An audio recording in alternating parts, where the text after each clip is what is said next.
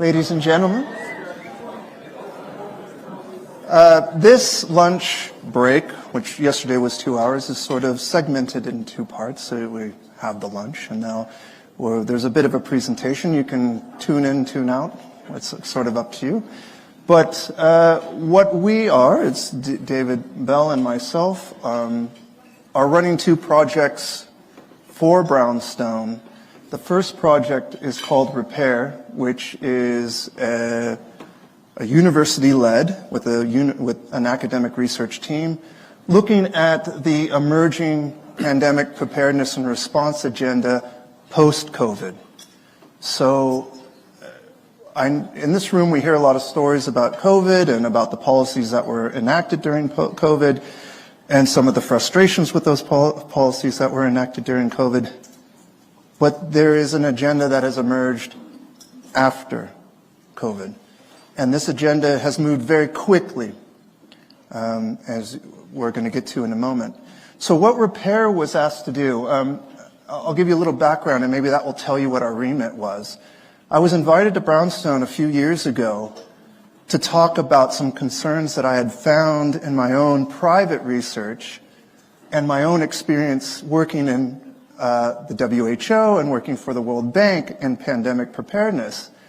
And I came to the meeting and I said, this is accelerating really quickly. And it's based on really what looks like shoddy evidence. And someone really needs to look at this evidence and have the time and the resources to do it with the right team. And Jeffrey said, well, how do you know that this is the problem? And I said, because I helped write some of these reports. And I don't know how the final analysis was done. And the data that our team provided to the World Bank doesn't add up to the results that are in this report. And I feel uneasy about it. And so Jeffrey said, well, tell me what this project would look like, and we'll find some funds to make it happen. So Brownstone underwrote this academic project, which is to look at 4 things, and now 5 things, because we got an extension, because we've had rather good success with Repair. The 4 things we were looking at is, what is the evidence base that is underpinning these new policies that are accelerating very quickly at the global level? And we've examined that, and we'll give you some of the results of that. What is the financial components of it? What are the costings that we're being told are required in order to have a sufficient pandemic preparedness response at the global level? And what sort of return on investments are they using, or calculations are they using to justify these really unprecedented and enormous amounts that they're asking? The third part of the project was to look at the governance structure. Okay, well, what institutions are being formed? Why are these being formed? How well are they being supported with the evidence? And what are some of the dynamics taking place within that policy space at the global level? Who are the main actors? How are they getting the agenda set, et cetera? And then the fourth one was to come up with a series of recommendations. Now, that's sort of been prolonged in this extra year because we've decided to take on another step to the project, which I'll get to at the end. So that's one project, and that's a singular funded through a grant. The grant is held by myself at the University of Leeds. We work with the University of Ghent. We work with academics in Brazil. We work with academics in America. David is the co-lead on the project. We have postdocs. We have PhDs. And what we've been able to do through Brownstone Resources is mobilize a team when and where we need expertise. So when we're looking at global burden disease, or what is the disease of a pandemic, which there is no established methodology for figuring that out. Really, it's about excess mortality, but that's like taking a hammer into a china shop. So, we've done that work with the University of Ghent. We're doing these things. We can pull in people when we can. And there was only one stipulation from Brownstone. Right? The contract blew my university away. They didn't know how to deal with it. They want these big, long contracts where all the terms of reference are laid out, what you can, can't do, how you can report, how you can't report, data management, the whole thing.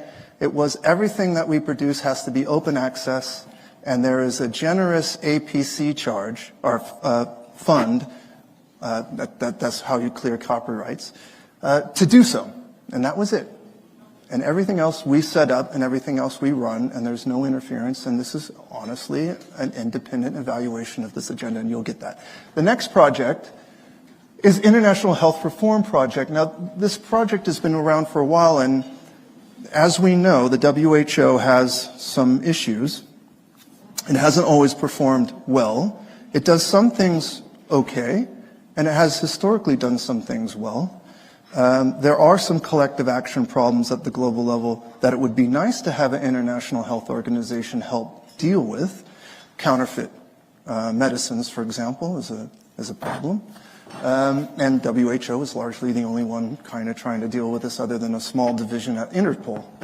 And then independent states doing it how they see fit, some doing it better than others. So we were asked to pull together a panel of experts. David is the chair. I'm a panel member because we had been working together for a couple of years, and he said, I can trust you to work well on this and do what you say you'll do. And we formed this panel, and we're going to tell you a little about this. It's about thinking about reforming the WHO, replacing the WHO. What would an international health organization look like? You know, assuming we need an international health organization for collective action problems of some sort, what would that remit look like? What principles should it be based on? And how can then we, using that sort of ideal type, evaluate the current WHO to see where the problems are in that? So, for example, I'm handling the financing section of it and some other stuff on the legitimacy and governance and accountability mechanisms within the WHO, where they work and where they don't work. And believe me, there are good things and bad things. So today we're going to tell you about these two projects. We're going to start by laying out the evidence base that has been driving this pandemic preparedness and response agenda. And then I'm going to frighten you to tell you what's already been established and what they've already done. And then what we're doing about that.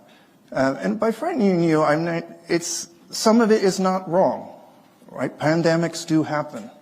But it's the accelerated way they're doing it, the lack of thinking through the evidence of how to do it better, and the lack of reflection about what was done wrong during COVID, that is worrying a little bit. So we'll get to that in a minute.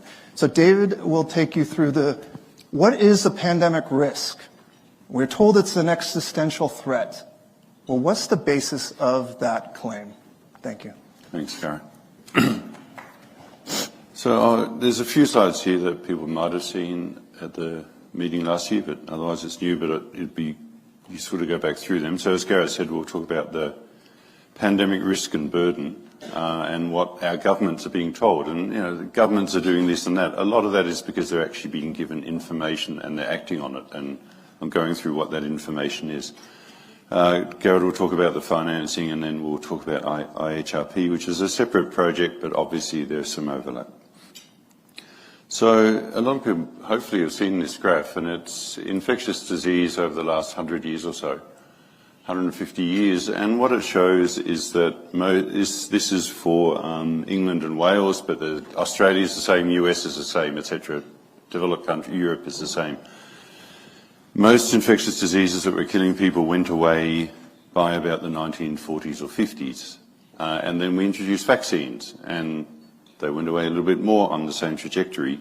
And, you know, among those is, you can say maybe smallpox vaccine had an effect, but among those, the red one is scarlet fever, for which there is no vaccine, but it still went the same trajectory. So for whatever reason, and it's almost certainly nutrition, sanitation, living space, etc., and some antibiotics, most infectious disease mortality went away in developed countries by about the 1950s or 60s, and then we introduced mass vaccination. It's kept going a little bit lower. Vaccinations got rid of the circulation of viruses quite a lot, but it hasn't done much change in mortality. That was already gone. In parallel, this is for the last 30 or 40 years, we see on the left, world population going up, but infectious disease on the right going down there within the red box there. So infectious disease has been dropping steadily. The little lump at the end is COVID, and it did cause an increase in mortality, which is attributed to COVID, it took us back to about 2010. So that was the pandemic. It was the same as 2010 when we remember we weren't all dying in the streets.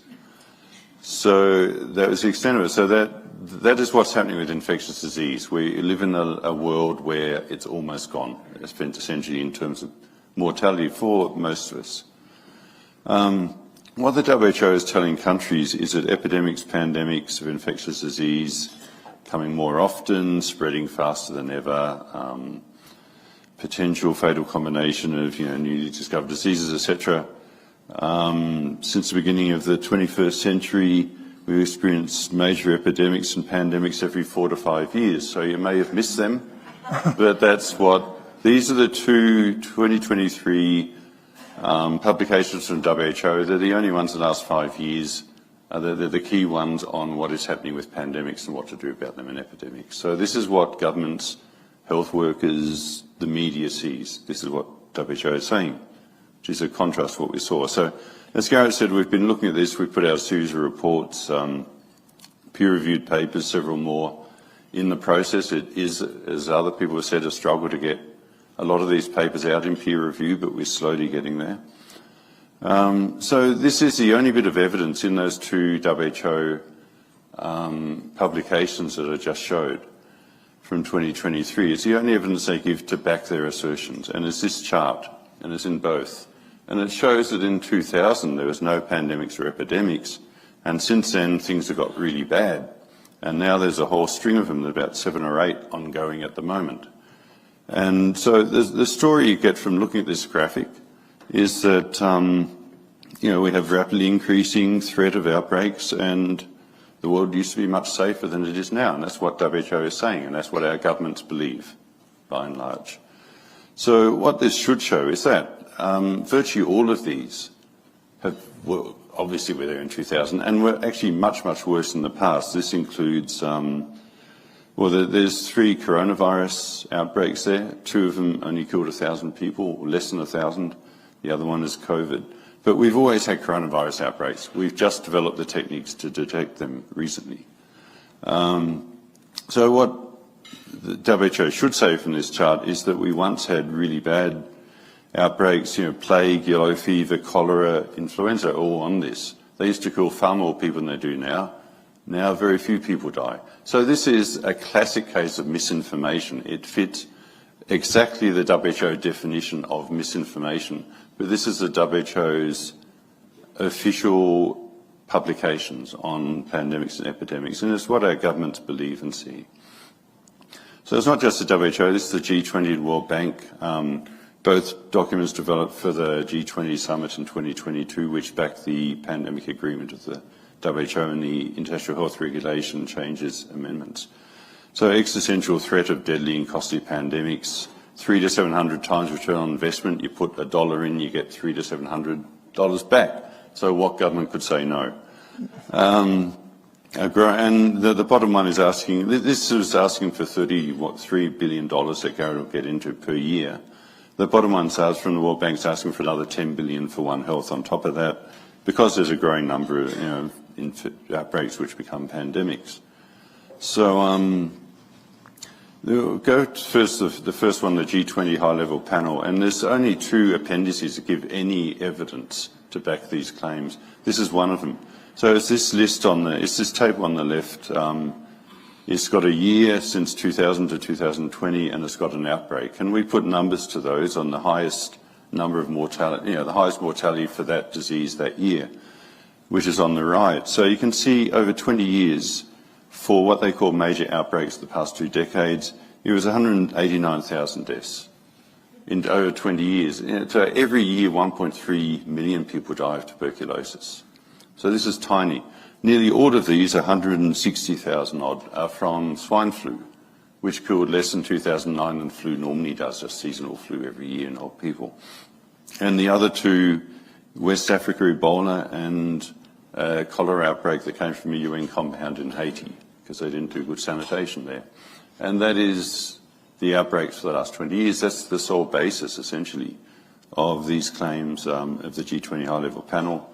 the World Bank report has these two interesting graphs, and I'll go into these in a bit more detail. So what they're showing is that the one on the left, in 1960, almost no outbreaks in the world.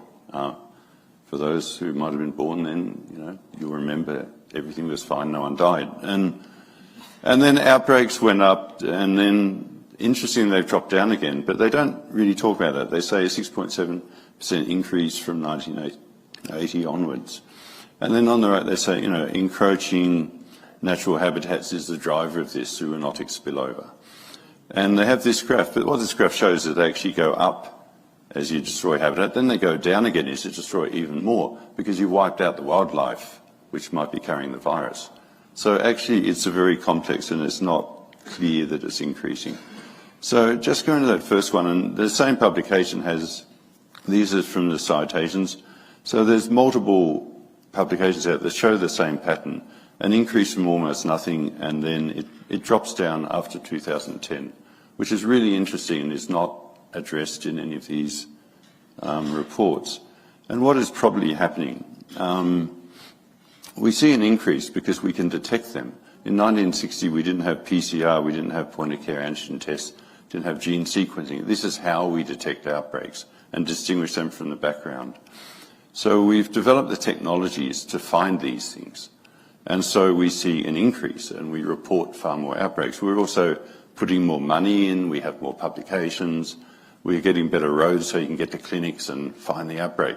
So, and then that's sort of meeting what we saw earlier, which is the background reduction in infectious disease, because we're getting better medicine and better healthcare.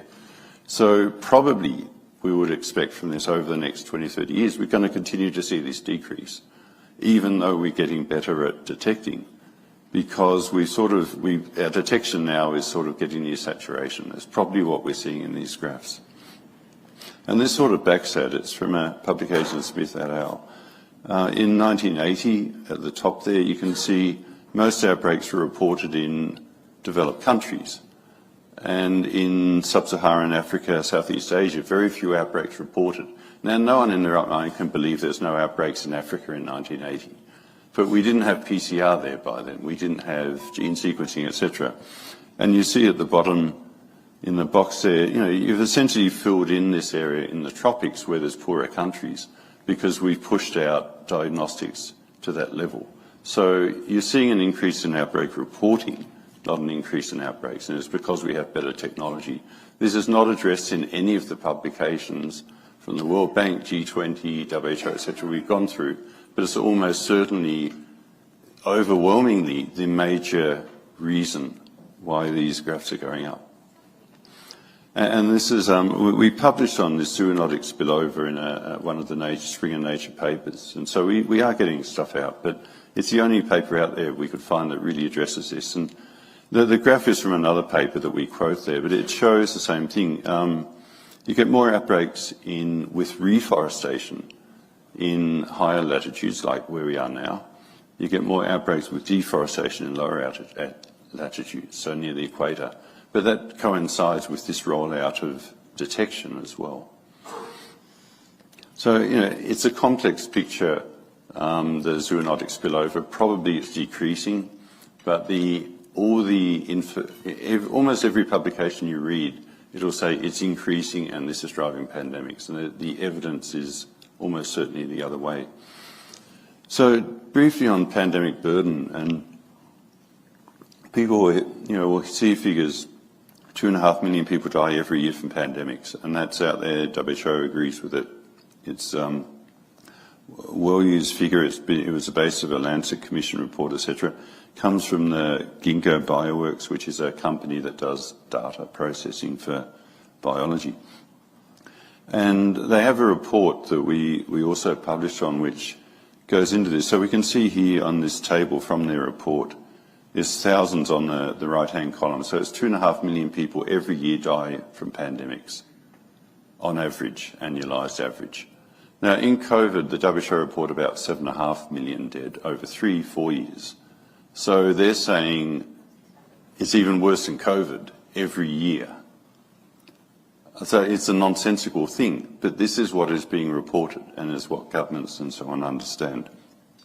And the reason for this, and this is also from their report, so this is how they do their data. And you can see on the left-hand column, the left-hand graph, it has the frequency of outbreaks by size. And there's almost no big outbreaks, like almost none in their database. There's lots of very small outbreaks. On the right hand is the size of the outbreak.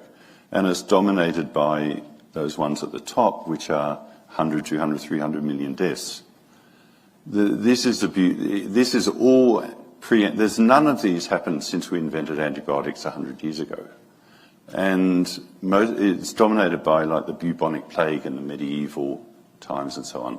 So that's how they get 2.5 million a year now. So they're essentially taking the bubonic plague and medieval outbreak deaths, and they put it into the model, and they put it against today's population, and then they say that's 2.5 million on average per year.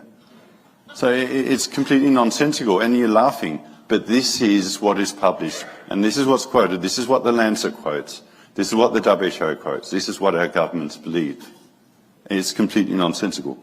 They do the same with viral hemorrhagic fever. We have 18,000 at the bottom there per year on average dying. The largest Ebola outbreak, which is the biggest viral hemorrhagic fever we have, was 11,000, the West Africa one 10 years ago. 2014. Yeah. And it's the same thing. They've taken, and it's unclear where they got them because they've taken these enormous viral hemorrhagic outbreaks that aren't reported in history. And they put that into the model, and you put it against today's population, and there we are. We have 18,000 a year. But this hasn't happened in recorded history. So, but you know, this is driving this is what is driving the pandemic agenda. It seems stupid, but it's what it is. Just last year on quantifying COVID burden, and the global burden of disease, IHME, which is University of Washington, fully funded by the Gates Foundation. And, well, it is. And that's where they get money. But this is the gold standard for the world for disease burden. So, and it's very good. Their figures are very good for a lot of this, you know, diabetes, cancer rates, and it's what the whole world uses. It's the gold standard for disease burden. So they put out their COVID data over the last few years in a series of papers in Lancet. And this is some graphs from their paper. So it's really interesting. This is excess mortality, and they're attributing most of this to COVID. And you see immediately, the red is the highest. Sub-Saharan Africa, where less than 1% of the population is over 75 and half the population is under 20, are the highest burden. So something is going wrong, yeah? And, you know, okay, South America did have problems, but it just doesn't fit with what we know is true.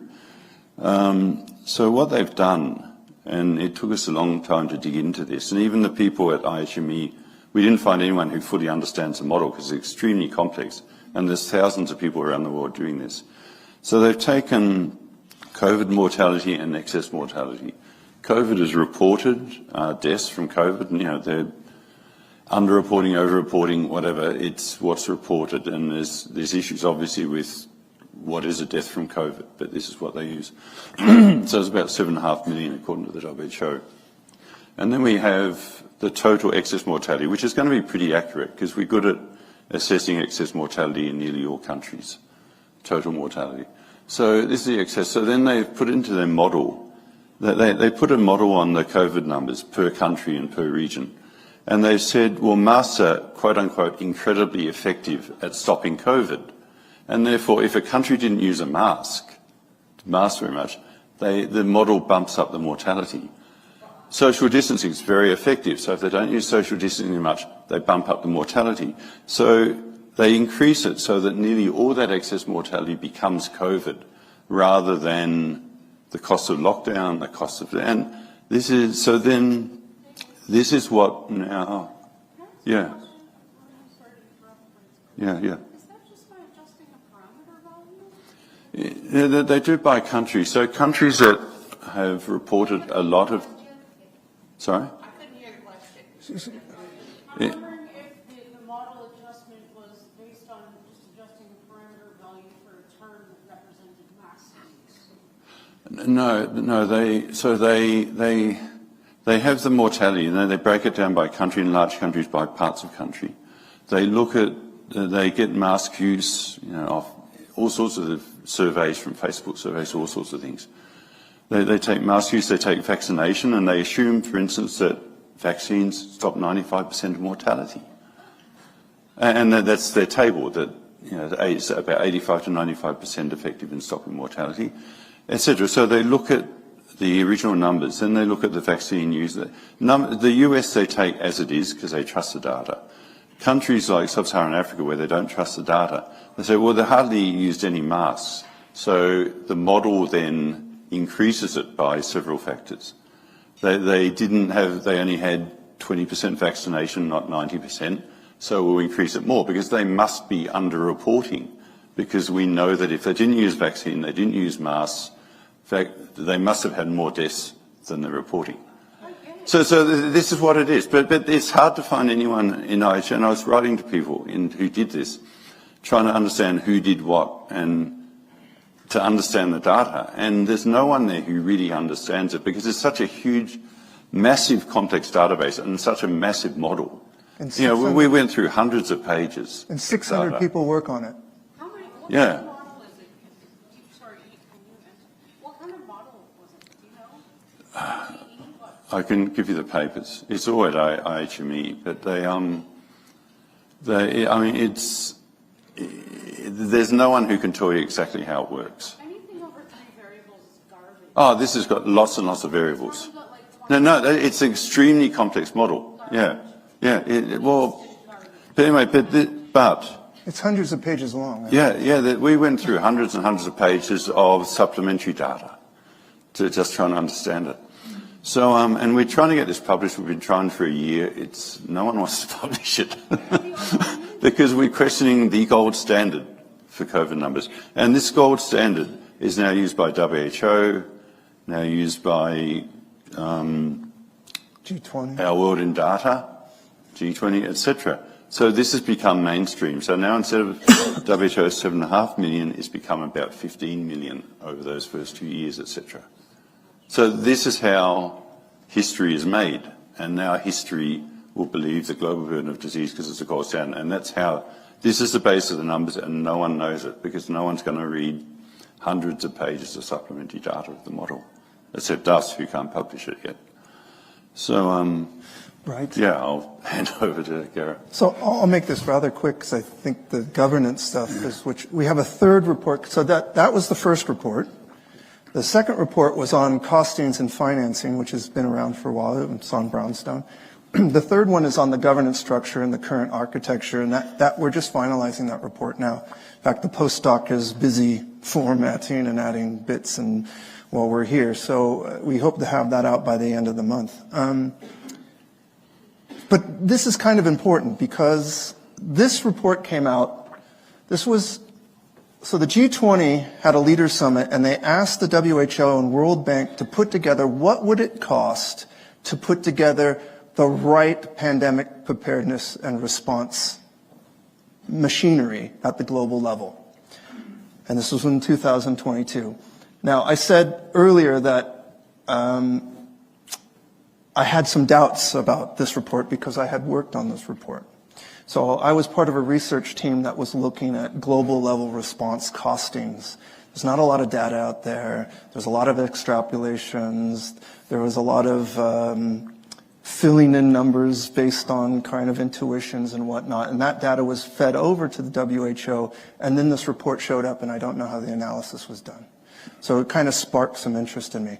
But what are they asking for? They're asking for $31.1 billion a year, with a 10.5 in new overseas development fund, our official development assistance for this agenda, for getting us properly prepared. And I'll tell you what that looks like in a minute. And then an additional 10.5 billion a year for what's called One Health. And One Health is sort of a concept of all animal health and soil and water and all these things are mixed together. And so you can't have proper preparedness against zoonosis or any sort of new outbreak unless you're completely taking everything together as One Health. Now, conceptually it's great, but it's also incredibly expensive. So one thing that I can tell you, and I don't go into the costing, is the cost for both national level pandemic preparedness and the cost at the global level for $31.1 billion annually is pretty much a guesstimate.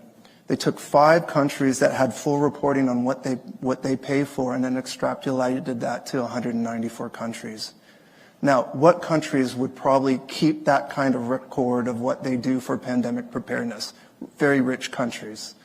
And so you get this massively inflated number for what it would cost to address this.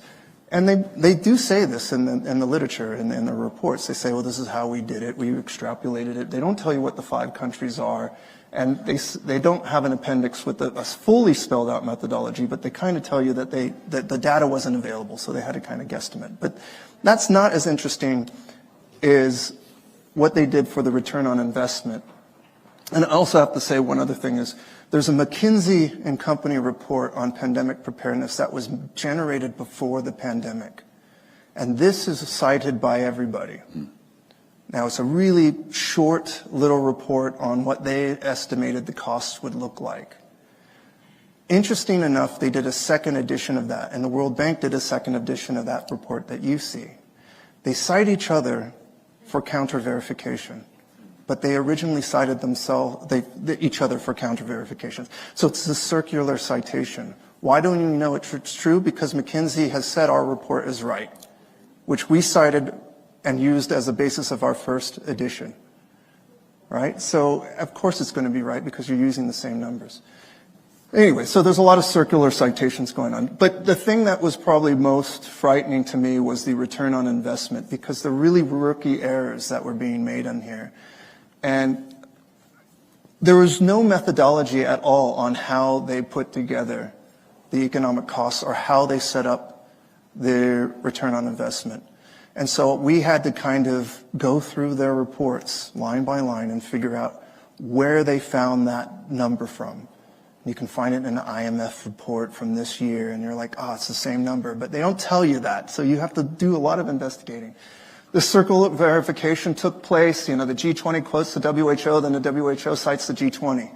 Right? So they're kind of backing each other up. So some assumptions came into this return on investment. Assumes a COVID-like event will take place every 40 to 50 years, which is historically not the case. But that drives the model, right? In fact, the citation they use to prove that is a fact actually says, it's a Marianani piece in 2021, says every 209 years. So it's actually not, if someone cited an element to back up a claim that says something different than what they say. And it's there, you can see it. It's not, the beauty of this project is we're using their own data. We're not generating any new data. We're just pointing out flaws in their data. It assumes 100% mitigation rate to outbreak costs. So it assumes that if you prepare for a pandemic or an outbreak, that you can mitigate 100% of the economic costs and full social costs of an outbreak on day one. Now, any outbreak that's already an outbreak would have costs. And so that's a real rookie error. But of course that's going to inflate your return on investment, because with COVID at 14 trillion, 10 billion a year for over 5 years will result in an over $14 trillion return on investment. Sign me up, right? And so that's part of the problem with that. They also assume that there will be a transmission blocking vaccine within 1 to 3 years of an outbreak. Now, that didn't happen with COVID, so that's not a model we suggest. And historically, there are lots of outbreaks that don't have viruses. But I'll tell you how they think they're going to get that 1 to 3 years in a minute, and that institution is already set up. Includes all economic impacts and outbreaks as unavoidable costs. So what they do is they don't disaggregate the cost of response with the cost of fighting or preventing the disease. So in my country, I'm American, but I lived in Britain for the last 30 years, we had something called Dine Out to Help Out, where the government would pay 50% of your dinner bill to get you to revitalize the healthcare, the hospitality sector, because it's been decimated because of the lockdowns. So they gave us money to go out to eat. It cost billions of pounds. That cost is a necessary cost to fight the pandemic under this model. So it doesn't disaggregate direct and indirect costs at all. And it just includes all of them together. And it doesn't take into relative disease burden. Now I'm going to give you a graph from them now. This is what the World Bank and the WHO used to prove that we should spend this kind of money. These are the economic impacts of these outbreaks, right? And this bottom black line you see here is the global annual economic impact of HIV, TB, and malaria put together. Malaria kills about 600,000 people a year, mostly children. TB, about 1.3 million people a year, year on year on year on year. People in their most productive parts of their lives, so that you have high economic costs, GDP levels go down, etc., less productivity. And then HIV/AIDS, we know that this has been a killer for a long time, and it's quite strong. But they say it's only, their economic costs are only around 22 billion combined. And all these other ones, like SARS that killed less than 1,000 people, and MERS that killed less than 1,000 people, these have these extraordinary costs. But they don't also tell you is maybe it's the responses that are driving up the costs. These, really overreaching responses. They don't address that. So they don't disaggregate, so the outbreak costs are impacted by all costs. Of course, COVID-19 is going to be super expensive. You need a broken line because it costs 14 to 27 trillion, depending on who you ask. This is falsely low at 22 billion. And this sort of it makes it look like, hey, look how bad these outbreaks are compared to these endemic diseases, these year-on-year-on killers. And just TB alone, according to the Lancet study in 2021, TB alone's cost would be up there. So if you start adding HIV and malaria, these outbreaks start to look less costly. Anyone who's been to South Africa, or anyone who's been to South Africa 20 years ago, knows the impact of HIVs. No teachers. The military was cut by 25% because they were sick. Huge economic impacts were involved with that. And yes, things have gotten better since aid denialism is gone, but these are costly. So these models set up a win-win-win. It would be illogical, according to them, not to put this money into this. But it's also slightly disingenuous, right? So we think, if you add up all these over the last 20 years, we're talking about 100 million people die. Now that's serious, right? And if we do want to care about people and their disease burdens and people who may not be able to help themselves, then when you prioritize funding, it shouldn't be 31.1 billion, which is unprecedented. I'll tell you the relative numbers in a minute. Maybe we want to go to something where we know how to help prevent TB and malaria and HIV. These other ones are speculative. They call it disease X. What the next big one is. We know it's out there, but we don't know what it is. But we know it's going to be costly, right? So here's the relative numbers, and this is where it gets kind of scary, right? So in 2022, we spent about 1.1 billion of official development aid on tuberculosis, right? And malaria, you have the numbers there. But if we go with the World Bank numbers, and those are the other numbers, that's the McKinsey & Company number. Look how they just kind of coagulate together. If we go to pre-COVID ODA, what we're going to spend on pandemic preparedness will be almost 50% of what we spend globally to try to combat these killing diseases. Now, you can argue maybe we shouldn't be doing that, and certainly Trump has cut that down significantly. But they are killing year on year. And we may want to be concerned about that, not just for ourselves, but for others. And that would dig into that money significantly. So the opportunity costs are enormous, right? So that's what they want there. And when you start looking at what that looks like compared to tuberculosis, and again, tuberculosis kills 1.3 million people a year, you're talking about relatively small disease burdens, a lot of money for a really relatively small disease burden against little money for a really large disease burden. And that might concern us a little bit.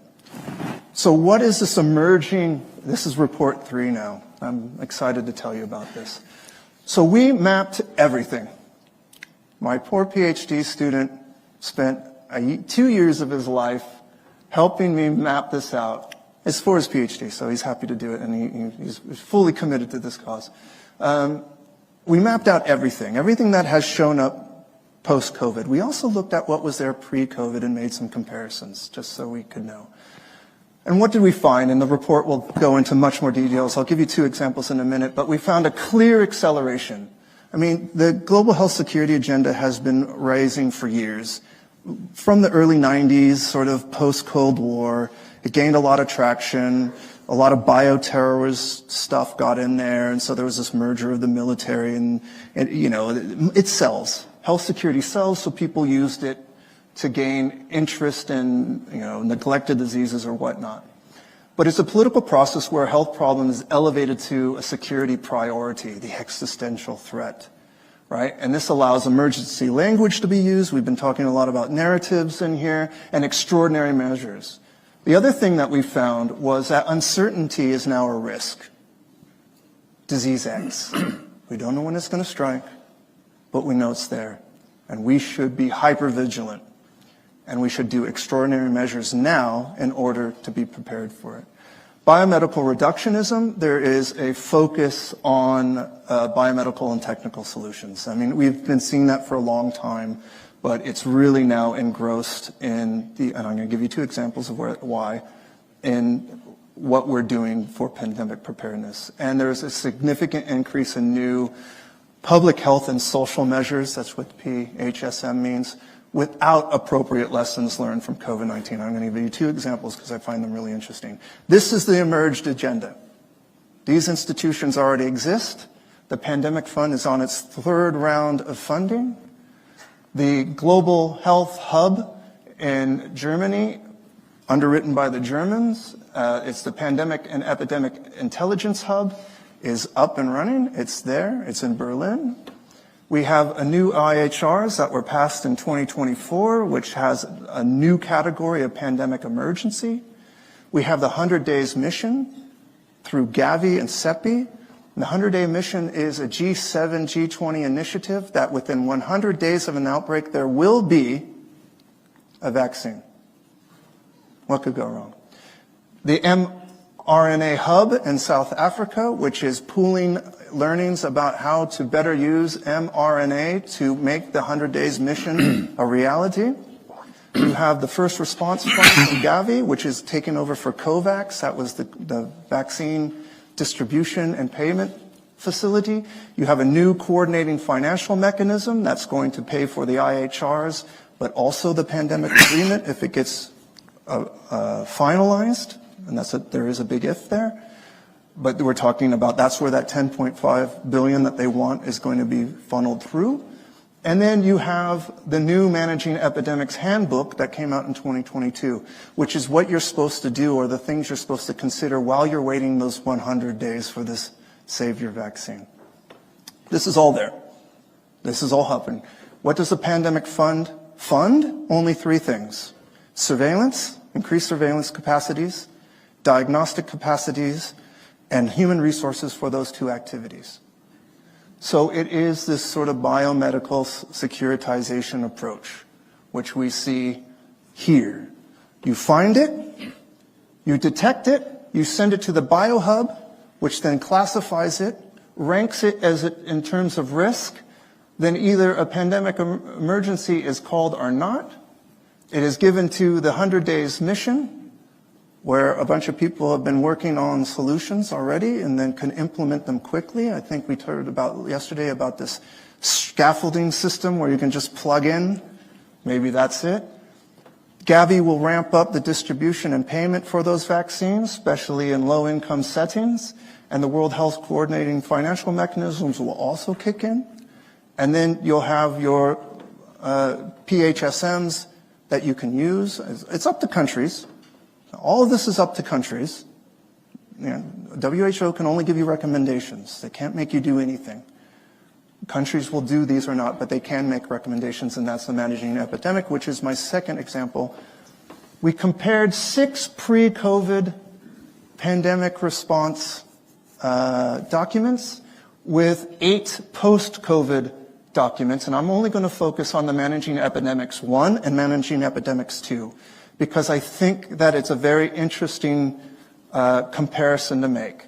In 2019, prior to COVID, there was a recognition within Managing Epidemics that these kind of social measures will have social and economic impacts, and that those should be weighed in your decision making. In Managing Epidemics 2, there is zero recognition, near zero our acceptance of harms associated with COVID policy. What we did was absolutely necessary. That's the assumption. Advised against travel restrictions, screenings, quarantines of travelers, not recommended under any circumstances, quote unquote. Now travel restrictions are normalized. These are a tool you can use to try to protect yourself. Focus on clear communication and accuracy for trust building. Now there's an entirely new section called infodemics, right? Infodemics, where you need to control and manage outbreak messaging in order for it not to be overwhelming for us, but also that you go against fake information, misinformation, disinformation, that. Mask wearing was considered an extreme measure in 2019. It's now normalized. In fact, if you took their recommendation seriously, every flu season we would be wearing masks. That's the kind of threshold. Advised against lockdowns and non-voluntary quarantines. They basically said this is a kind of a no-go area. Now it's within your PHSM toolkit, if necessary. While recognizing, this is where the near zero recognition, while recognizing that you need to contextualize these things. They do say that. So they are asking states to measure this a little bit. Advise and focus on contextualized situation analysis. What do you need to do within your specific context? In Africa, where the average age is 18 years old, maybe you don't need to lock down the same way as in Italy, in a small little village where the average age is somewhere in the early 70s, right? In this aging population of Italy. You wouldn't want to do the same policy. That wouldn't make sense. There's a failure in the new measures. In all the documents we looked at, there's this assumption, underwriting assumption, that what happened in COVID was the necessary response, and no one wants to get into it. I think Jeffrey was talking about that. There's also a failure of policy compliance. When they talk about this, they talk about it's all due to external factors, never the authorities who maybe didn't have the right information, who bungled it up a little bit, were acting on good faith but made the wrong decisions. There's none of that discussion. What they talk about is over-individualization. People are too individualistic. I'm not making it up. It's in there. And then the other thing that they say is that it's external factors like people like yourself on your blogs that are causing people to question authority, and therefore you get low compliance rates. Repair Part 2 is moving into Phase 2, and we're going to look at we have another four work packages. We're going to look at the corporates, the determinants of pandemic preparedness, looking at corporate secondary data. They do a lot of lobbying. They do a lot of, and we can find this through the secondary data. So we've brought on an academic who does this. He's a corporate determinants of health person, has been going up against the pharmaceutical industry for a long time. Wrote a great paper called the Pharmaceutical Cartelism, where it's really this cartel between the state, pharmaceutical companies, key elites, da-da-da-da-da. And that got published and was really made a splash. So we're on with him. We're doing a pandemic disease burden estimates and comparative global burden to disease because there is no set methodology for how you determine the disease burden of a pandemic. Part of our project is to be in rapid response mode. One thing that we found really useful in this project is that all of us were together all the time. We had time. Something come out on MPOX, we could write about it. Something came out on this, we could write about it. We could keep on top of the agenda.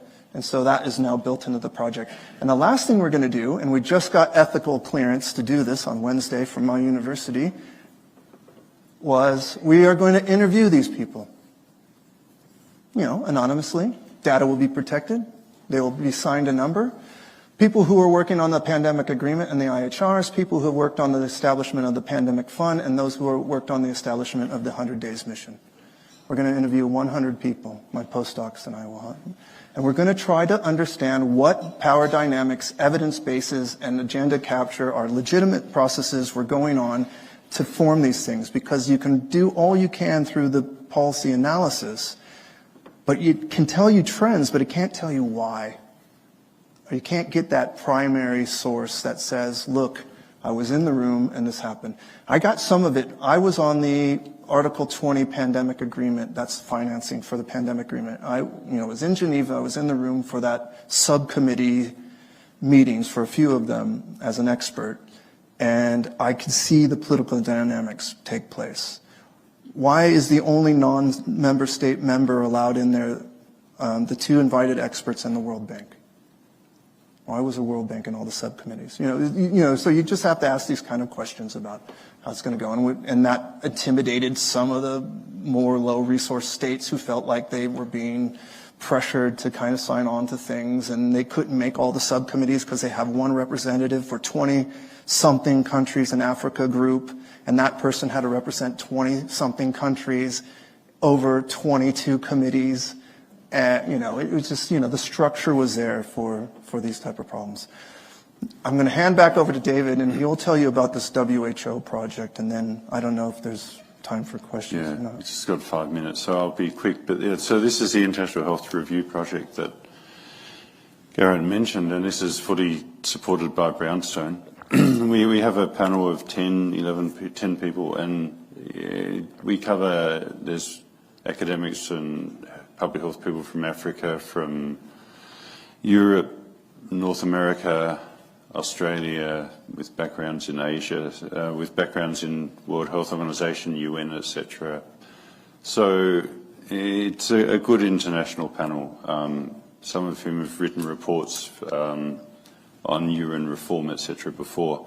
And, very briefly in these few minutes, but I mean, we're dealing with the WHO and the problems that we've been talking about, Garrett and I.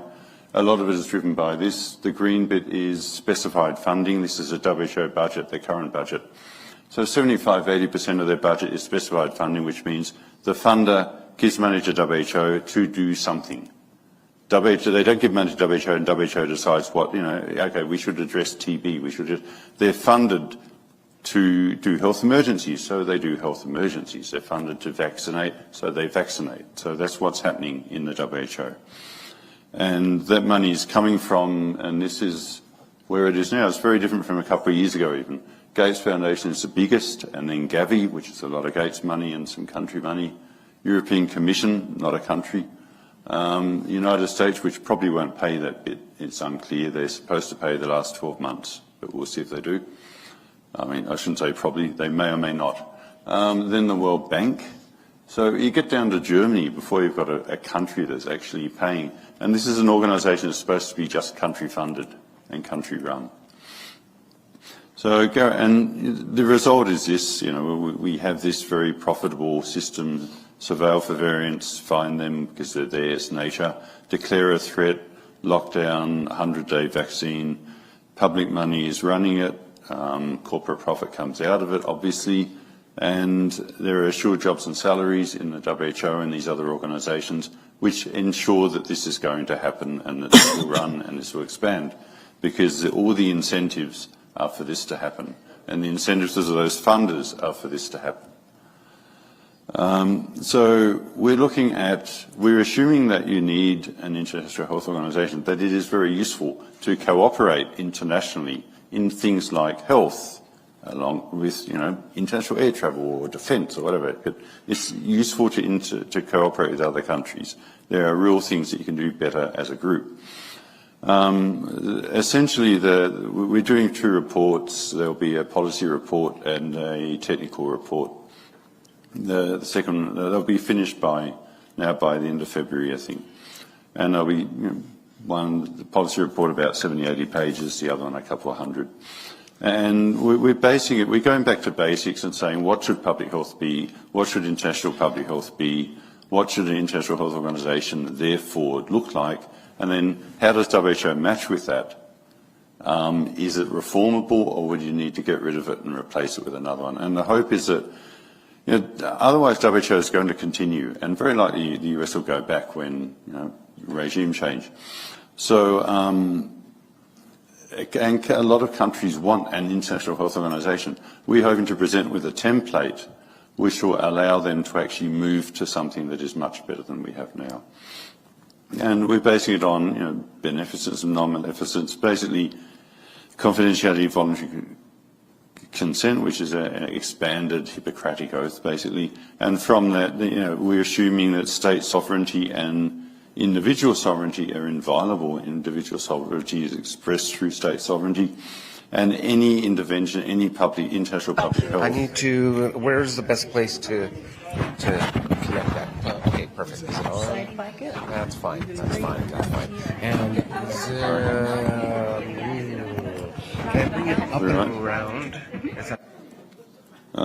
Yep. That's a Naked Gun moment. And with that in mind,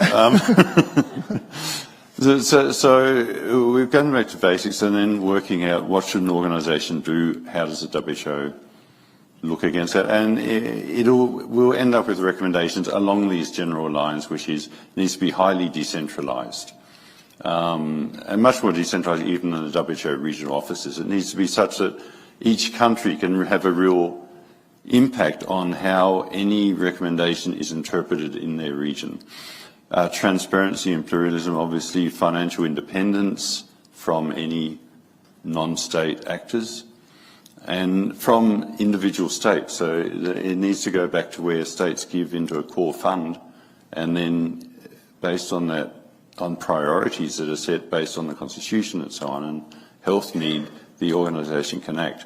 You need to change radically staffing so that you don't have people in an organisation for 40 or 50 years, because you need to stop this inevitable bureaucratic self-serving, which happens in every bureaucracy and means the organisation becomes the priority and not the mission. And proportionality is, Garrett and I showed it's ridiculous at the moment. They're putting tens of billions into a few, tens of thousands of deaths a year versus the very large burdens of health, some of which can be addressed with international cooperation. And, under this, the importance is on capacity building, health systems building, so that countries can no longer need to be dependent on external help. And there are a number of brownstone papers that have come out of the discussions on this already. So I'll leave it at that. Thank you. I don't know if...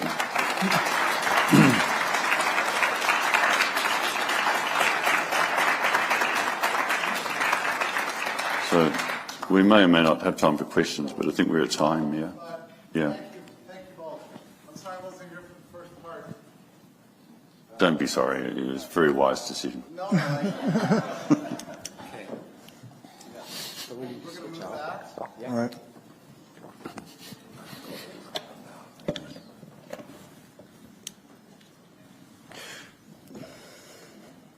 Do you need this mic? Yeah. Your favorite moderator is back.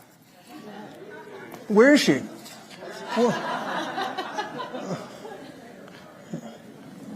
This is...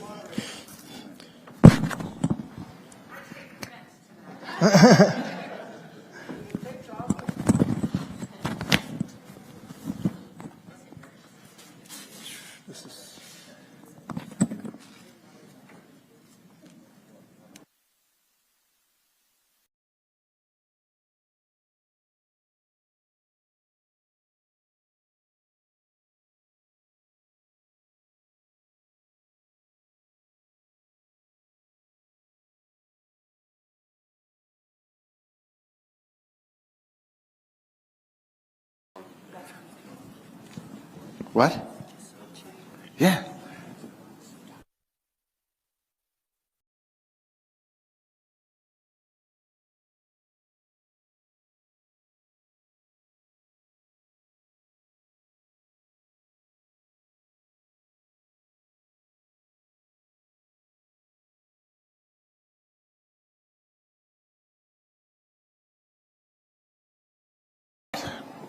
You in the middle. Brianne. Okay. Brianne, Father. Toby. Okay, our next panel. This is a great title. I came up with it myself. Injured America, right? Because we're going to be dealing with. What? Oh. They're going up. Okay. Okay. Three types of injury, right? So we've got vaccine injury, we've got spiritual injury, and we've got what is it? How would you say? Oh, the injury from biological colonialism. Toby's great contribution here. So, Brianne, I just want to introduce you. Brianne Dressen, is that how you say your name? Dressen? Dressen. Oh, you don't say you say Dressen. Uh-huh. Yeah. But I married into it, so I didn't get to choose. Okay. No. Does anybody ever say Dressen? Yes. Oh, and they call me Brian too, so whatever. Brian? Okay. It's wonderful to have you here. React 19. Yeah. Father John Nagel. Nagel. Have I said Nagel in the past? No. Okay, Nagel. And during a time when because so many Catholic churches are closed, like most all churches closed during the pandemic period, Father Nagel figured out a way to maintain worship and keep his public worship open, and then fought valiantly and heroically throughout the entire period for religious rights and the rights of the workers, right? During the entire period. And he's been a great spiritual counselor in many ways to Brownstone, and I describe him as a spiritual counselor rather than what's the other option? Chaplain. Chaplain, right. And I said, well, don't you want to be chaplain? And he said, well, that would mean I would be in charge of your soul. I said, no, let's keep it with the other way. Yeah, the advisor. That's better. And Toby Rogers, who I think you officially describe yourself as a Brownstone Fellow. That's sort of what you are. But you're working on your book, and you testified at the Senate famously now, obtaining millions and millions and millions of views for a hearing that otherwise would not have made much noise, but it's made a lot of noise. So Brianne, why don't we talk about you? Maybe just get a short version of your story and a little bit about what happened with React 19. Well, I was a previously healthy mother of 2 young kids, born and raised in this great state of Utah, and took the kids hiking and skiing and all of the wonderful things that we do here in the outdoors. And I was all in on the narrative at that time. I wanted to show my kids that we all can make it through hard things together, like a pandemic. And so I enrolled in the clinical trial for AstraZeneca, and my reaction started within an hour. And my 5-year anniversary is in 3 days. So thanks for everyone for celebrating with me that I'm still here after 5 nightmarish years of a vaccine reaction. So after my reaction, I was flown into the NIH, and I was diagnosed with post-vaccine neuropathy. The researchers there told me to not talk about the research that they were doing on us, which we complied, because they promised us that they would disclose these injuries to the public themselves. This started in January of 2021, and it continued on through June and July of 2021. After that, we realized that we were being duped. It took me a while to get on board with the red pilling. It was a very slow, painful process because I was fighting for my life at the same time as trying to unravel what all of this meant, that the drug company had abandoned me after my injury, and the government was promising us things that they did not own up to any one of them, and then the darker reality that the whole thing was a scheme to make sure that the injured were silenced and that our voices were not to be heard. Not in support groups that were private on Facebook, not in the halls of Washington, not in the media. So we started our own nonprofit because there was no help coming. And now we run a 501c3 registered nonprofit to react19.org. We have 36 to 40,000 COVID vaccine injured that we represent. And we have proudly awarded medical grants for $1.4 million to people for out-of-pocket medical expenses. What led you to enroll into the AstraZeneca trial? I had two friends that were healthcare workers that enrolled in the Moderna trial, and they had no problem. So they were just like, yeah, go try it. And that vaccine was never approved in the U.S.?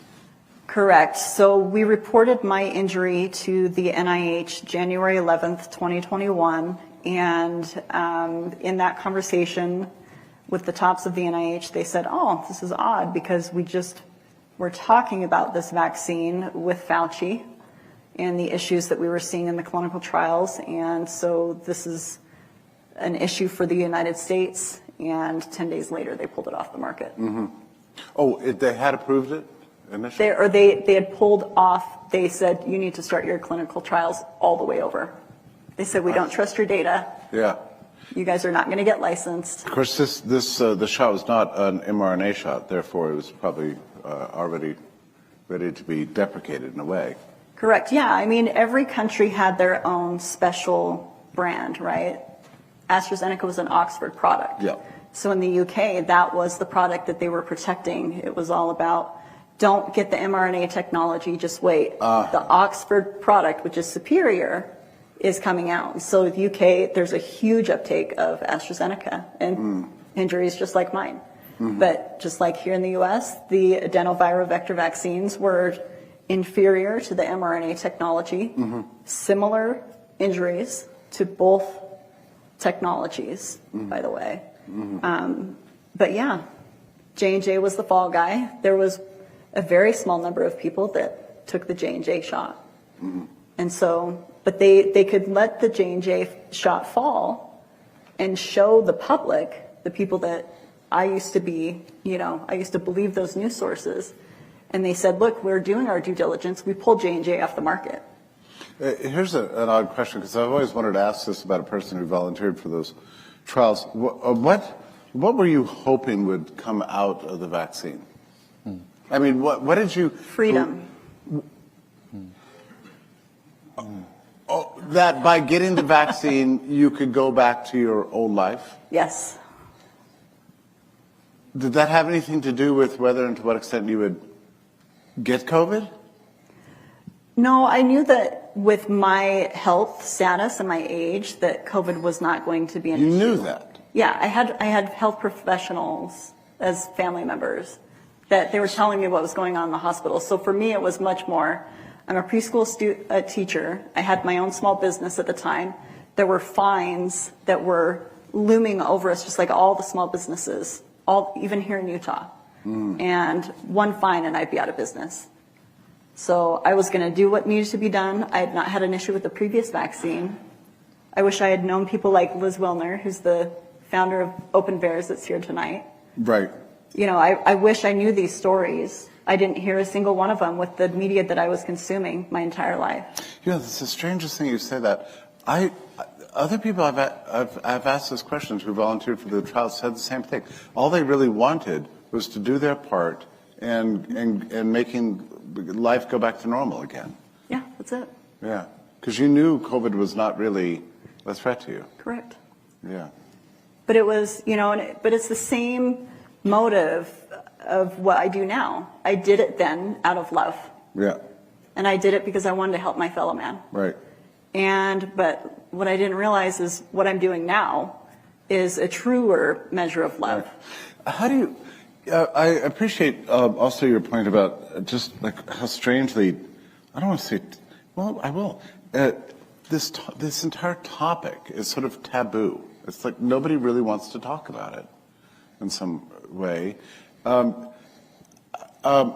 guess the question is, why is that? And in part, is it because the companies themselves bear no liability in any case?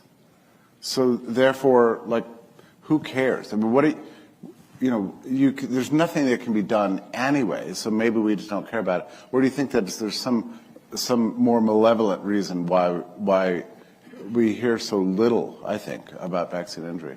Well, after living with this part of it for 5 years straight, I started out with giving them all the benefit of the doubt. Oh, it's busy. You know, I'm sure they're all overwhelmed. That's not why I'm not hearing back from the drug company.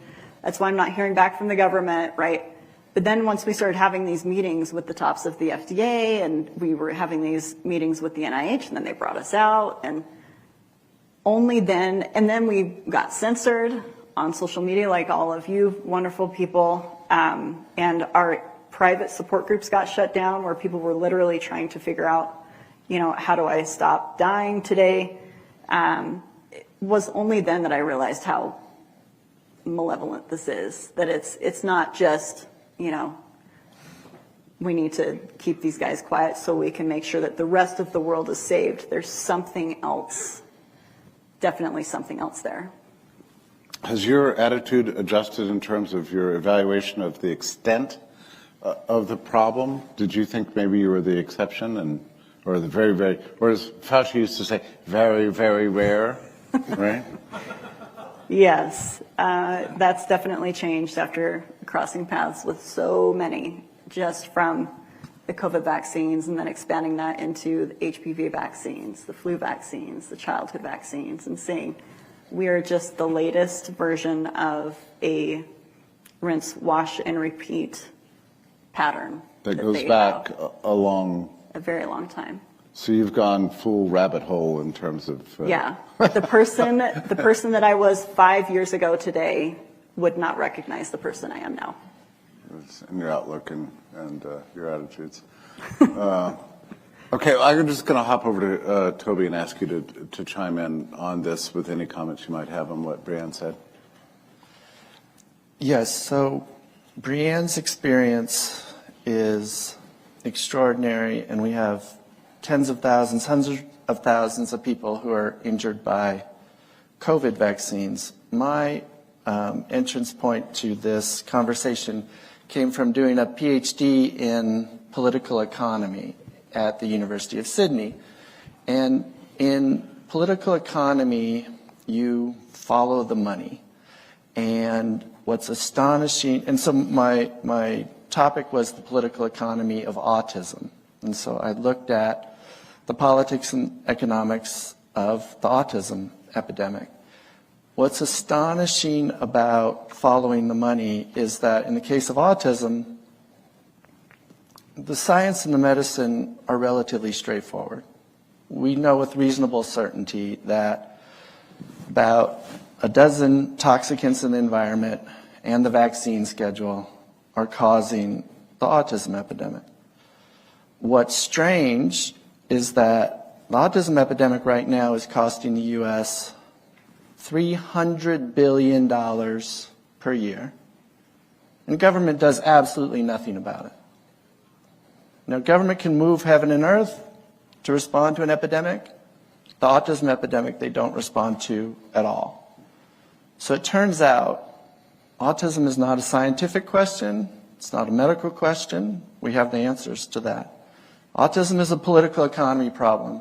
Why does government do nothing in response to an epidemic that will cause the collapse of the United States within our lifetimes on the current trajectory? So, as I've worked on this for the last 10 years, I've come up with various narratives, and many of you follow my Substack where I have 300 different essays. But the biological colonialism argument that Jeffrey alluded to goes something like this.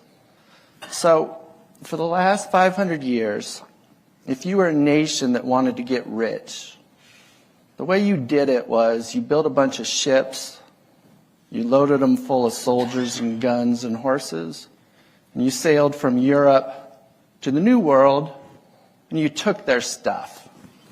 You took their gold, you enslaved their people, you forced people to work in the gold mines and that sort of thing. That's how Europe got rich, that's how the UK got rich. And so that's the historical pattern for 500 years. 500 years of colonialism. And then later there was neo-colonialism with unfair trade deals that kept enriching Europe and the United States. And then more recently, with the backing of the U.S. military, we can get third world nations to produce stuff for us for low cost that make us feel rich. So historically, for 500 years, that's been the pattern. Here's the problem. At some point, there were no new lands left to conquer.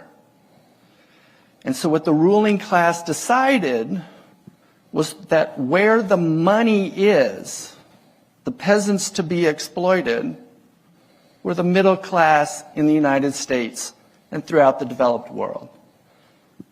And how do you extract wealth from the middle class? You do it through iatrogenic injury. So if you can get the entire population to inject their kids 72 times during childhood, and then get all the rest of the population and the kids to take COVID shots, and you can injure them, you can enslave them for life to chronic illness. So in my research, I show that autism, lifetime care costs for autism are in the range of $5 million to $7 million per kid. That's a lot of money, and it goes somewhere. And it goes to the pharmaceutical industry, the hospital industrial complex, and the ruling class. And so with COVID shots, what we have is, so picture a middle-aged woman in Orange County, California, who gets a COVID shot. And then she gets myocarditis. So now she has to do regular appointments with a cardiologist. She's in and out of the hospital. She's sick all the time. So over the course of the next 5 to 10 years of her life, her healthcare costs are going to be in the range of about $2 million. And that all goes to pharma, doctors, and the pharmaceutical industrial complex. If that same woman was enslaved in a gold mine in South America, you could only get about $20,000 worth of labor out of her. The most, if you worked her to the bone. And then she would, eventually perish, the old model of colonialism, right? But in 5 to 10 years in the U.S., you can squeeze $2 million out of this one person through iatrogenic injury, through a COVID shot that causes myocarditis, that sends her in and out of the hospital for 10 years of treatment. And so the insurance company pays, the government pays, she mortgages her house, her family pays, it extracts all wealth out of her and her family, and then after 10 years, the pharmaceutical industry allows her to perish. So the crisis that we're in right now, and why we're all just traumatized all the time, is that Western allopathic medicine has become a machine to extract wealth out of the middle class, working class, and lower classes in the United States, to enrich the pharmaceutical industry and the ruling class through iatrogenic injury.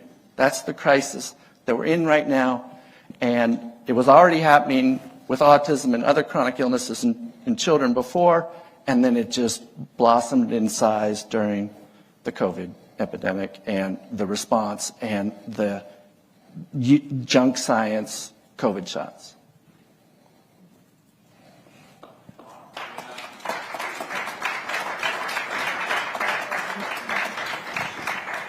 Yeah, when you first presented that theory, I thought, well, that can't be right. But I can't stop thinking about it. So, thank you, Toby.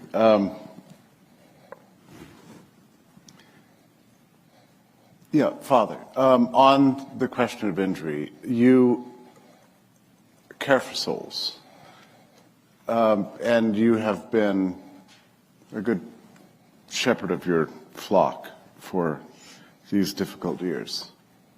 Tried. What kind of insights would you have to offer?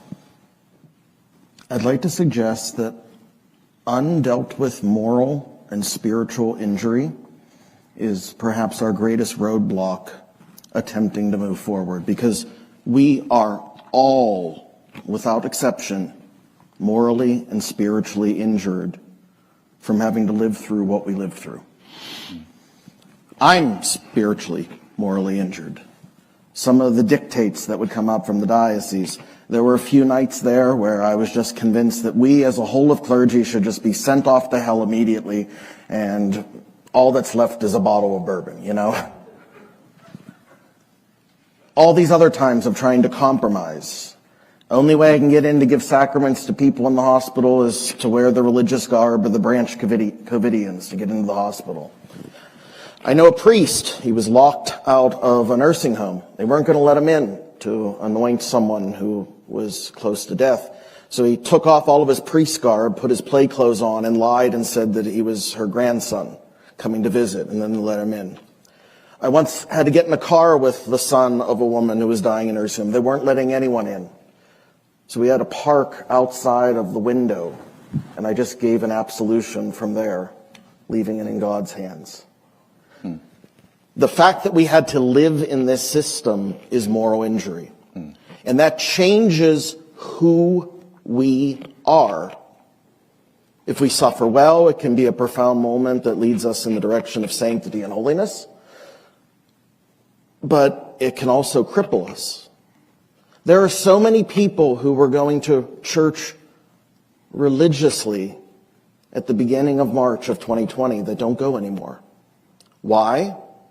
Because circumstances transformed them from being the type of person who does go to church into the type of person that doesn't go to church. And virtue's a habit.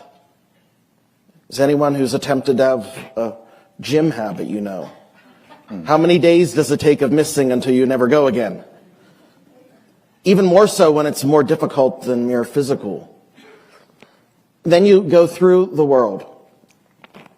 Teachers intentionally cooperate in a system that's rendered entire years of students functionally illiterate, perhaps for life.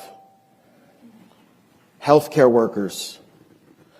Some of the good people we know that were in FDA, CDC, that were just trying to keep their heads down, trying to make incremental changes. That moral injury,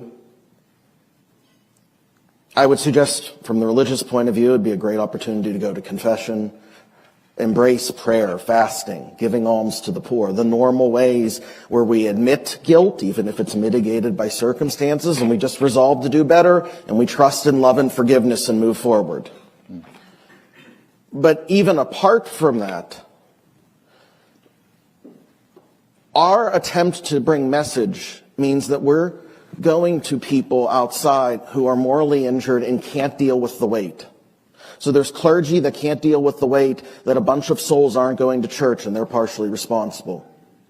There's a bunch of healthcare workers that can't deal with the fact that people are dead because of the decisions they made. Yeah, they were following orders, but that's a heavy weight.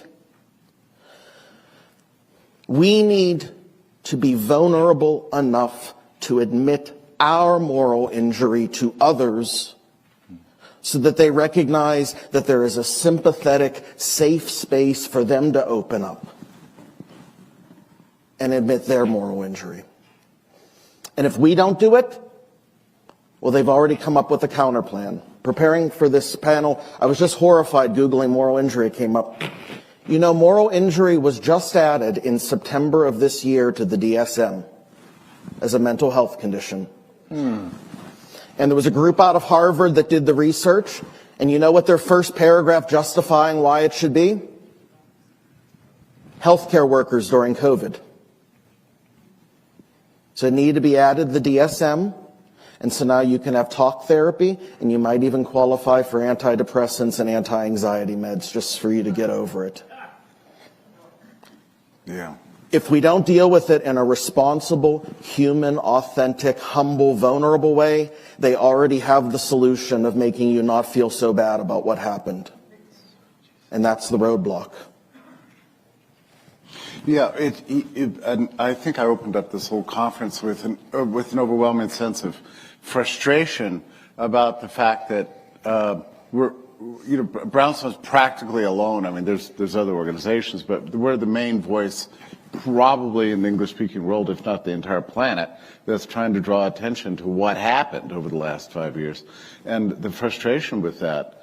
But what you're suggesting, Father, is that this isn't just a PR problem. This is really a spiritual problem, and it's that the dealing with the reality of what happened is essential for reconstruction of ourselves and the social order and the systems. And the analogy is very interesting about the bishops haven't really apologized, right, for what happened at all. And AstraZeneca has not apologized, right? And they're too busy getting knighted. And Toby's dealing with a huge machinery out there that hates your guts, but they're not admitting any wrongdoing.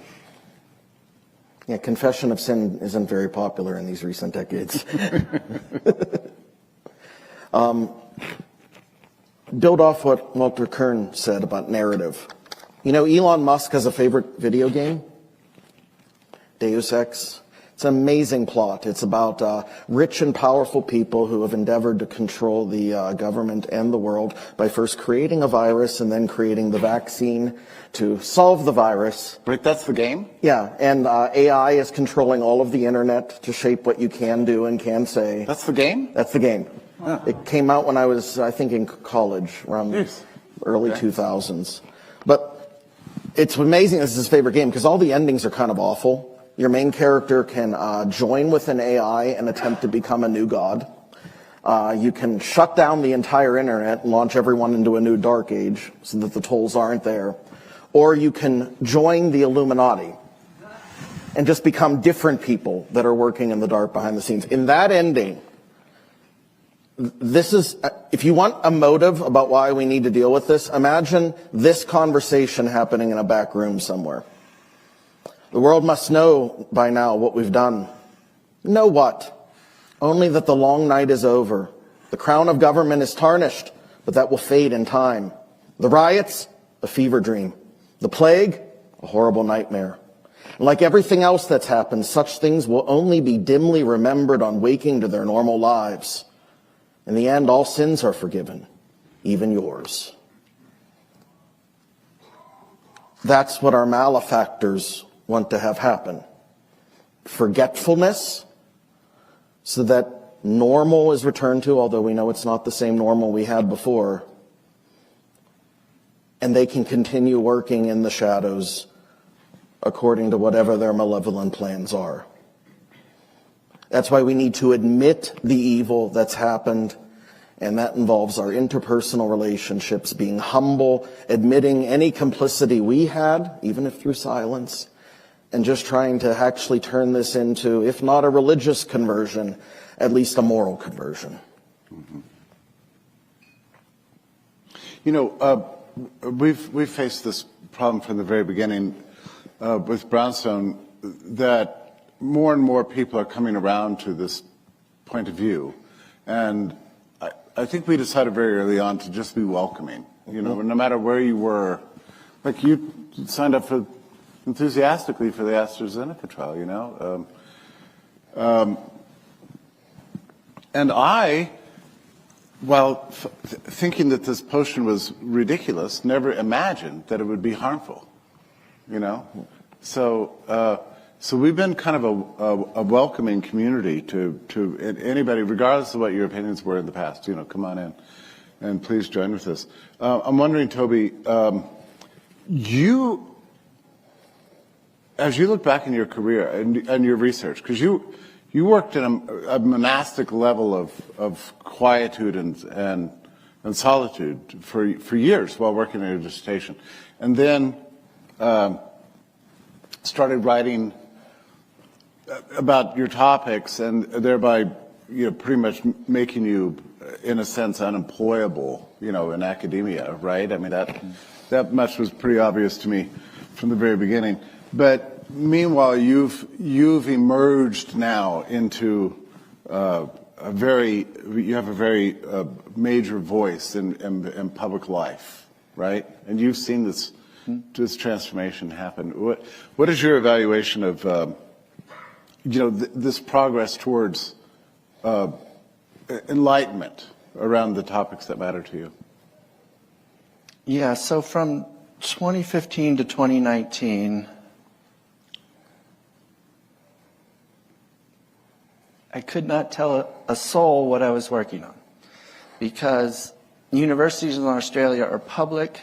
All of my emails are thus FOIAble. Any of my correspondence, any of my work product is turnoverable to the pharmaceutical industry at any point. So I worked in silence for 4 years in the basement of a library, reading everything that's been written on autism prevalence, causation, and cost. I graduated in 2019 with my PhD, and at the time, I actually thought I could survive in academia. I thought there was a path. The costs of autism are so catastrophic that I believed that both government and universities would be open to having a conversation about the fact that if we don't find ways to stop the autism epidemic by keeping toxic chemicals out of kids' bodies, that we're going to have systemic collapse. And I thought that there would be an opening to have that conversation, and that, my work is broad. I look at vaccines, but I also look at any other toxicant that's a likely cause of autism as well. So I graduated in April of 2019. I'm going to lose it telling this story, but it's a fascinating story. So I come out, I want to do an academic job search, and the pharmaceutical industry is running bills in nearly all 50 states to wipe out religious exemptions, philosophical exemptions, and in the state of California to wipe out all medical exemptions. The bill in California, SB 276, means that children cannot get medical exemptions to vaccination. So your older brother dies from a vaccine, you are not exempt. You have a reaction to MMR, you can get out of the next dose of MMR, but you cannot get out of any other shot. And any doctor who writes more than 5 exemptions in their career will be investigated by the medical board and stripped of their medical license. That's the law in California right now in 2025. So I come out, I want to do a job search, and pharma's running all these bills. And these groups on the ground, mothers of vaccine-injured children, these warrior moms, are fighting back against these bills. And I know the pharmaceutical industry's playbook because I've studied it in silence for the last 4 years. I know all the data, I know all the costs, and I have to make a decision about whether to hide what I know and try to survive in academia or tell the truth. And so I enter the Twitter space, and I had Toby Rogers, PhD, MPP after my name so that I'm publicly outing myself by name, and I just start throwing haymakers wherever I can to fight against these bills. So in Colorado... Because what else could you do? I had a moral responsibility to fight back against this grave evil that the pharmaceutical industry was inflicting on children in America. So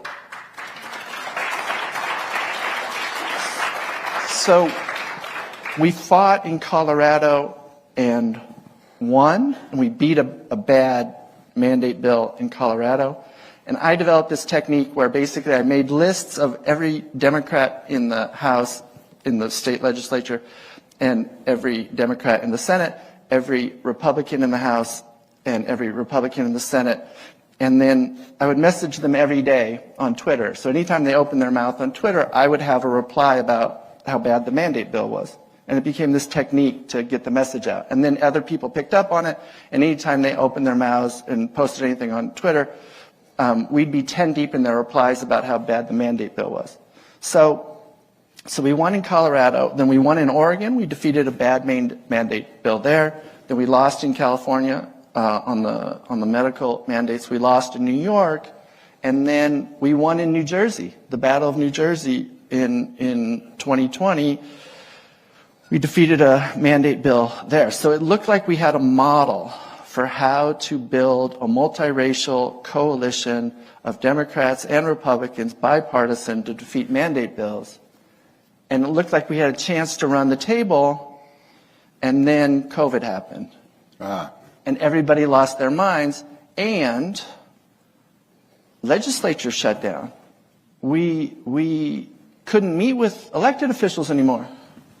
Interesting. The state capitol shut down. So our ability to stop these bad bills went down to almost nothing, and the pharmaceutical industry just started writing really big checks. So in 2019, when we defeated a mandate bill in Colorado, there were 10 pharma lobbyists working on the bad bill. In 2020, when they brought another version of the bill back, they had 140 pharma lobbyists working on the bill. They just wrote whatever checks they needed to win. Mm-hmm. So anyway, that was the darkness of the early COVID time, and then we all got banned.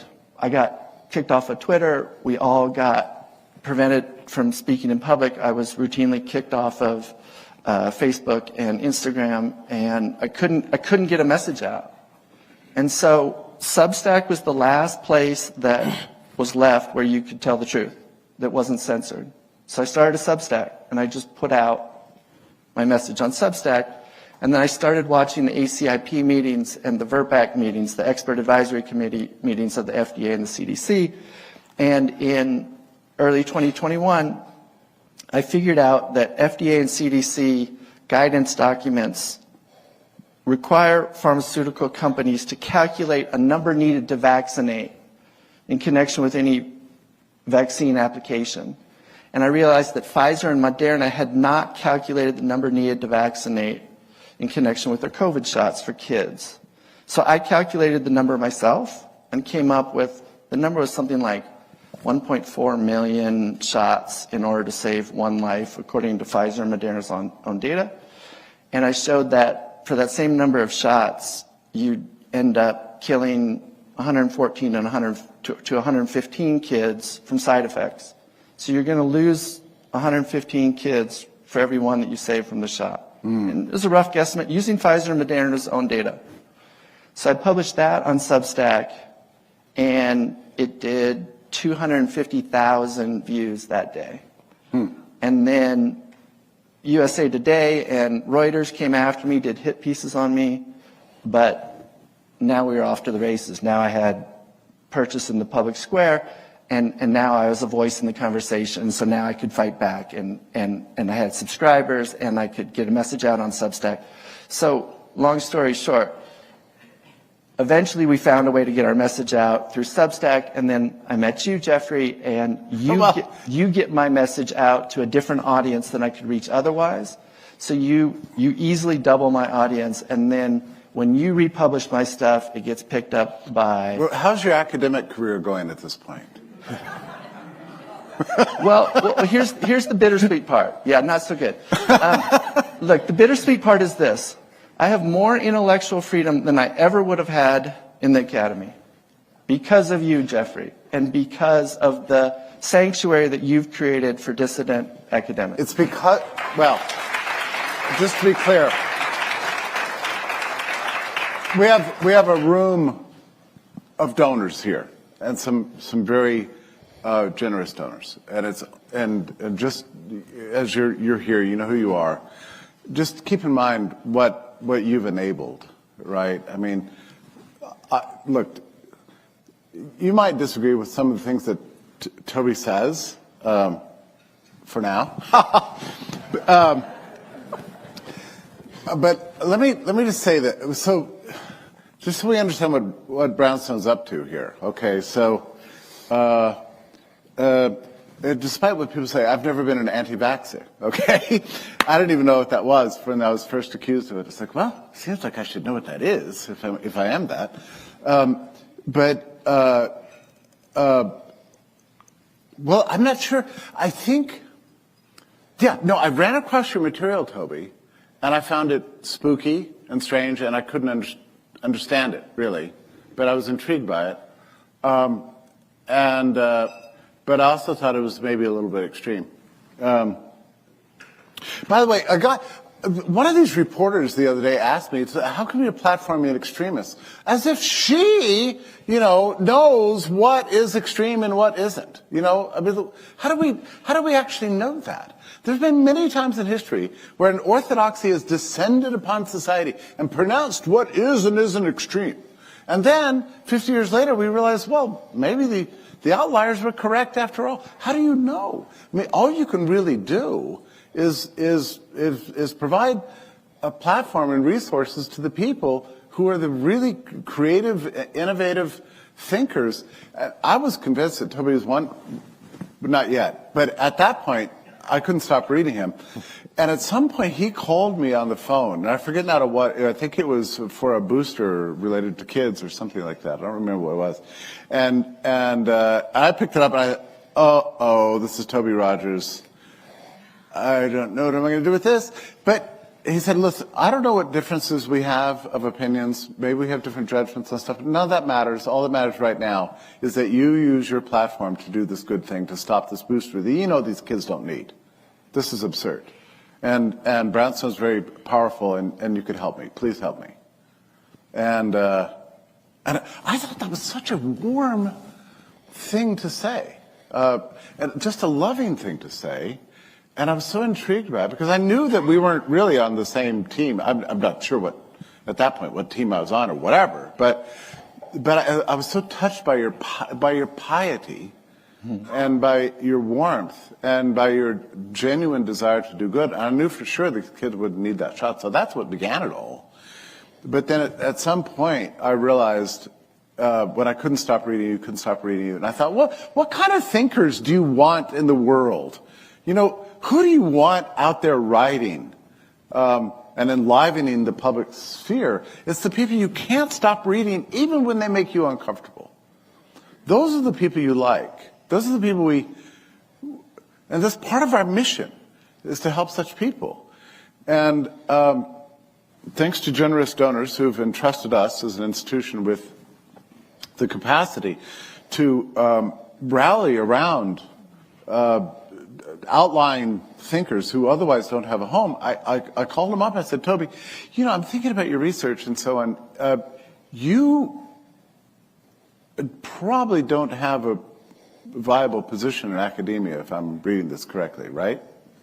He said, no, of course not.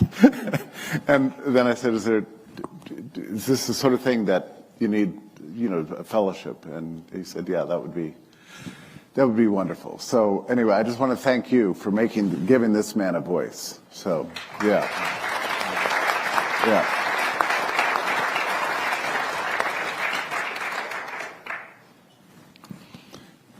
And Brianne, you too are devoted for your voice, philanthropic impulses, right? Yeah. Yeah. I mean, people have supported COVID-19 very generously. Yeah. Or React-19, yeah. Yeah. Well, and you guys have been an incredible support for us. It's kind of tricky to see,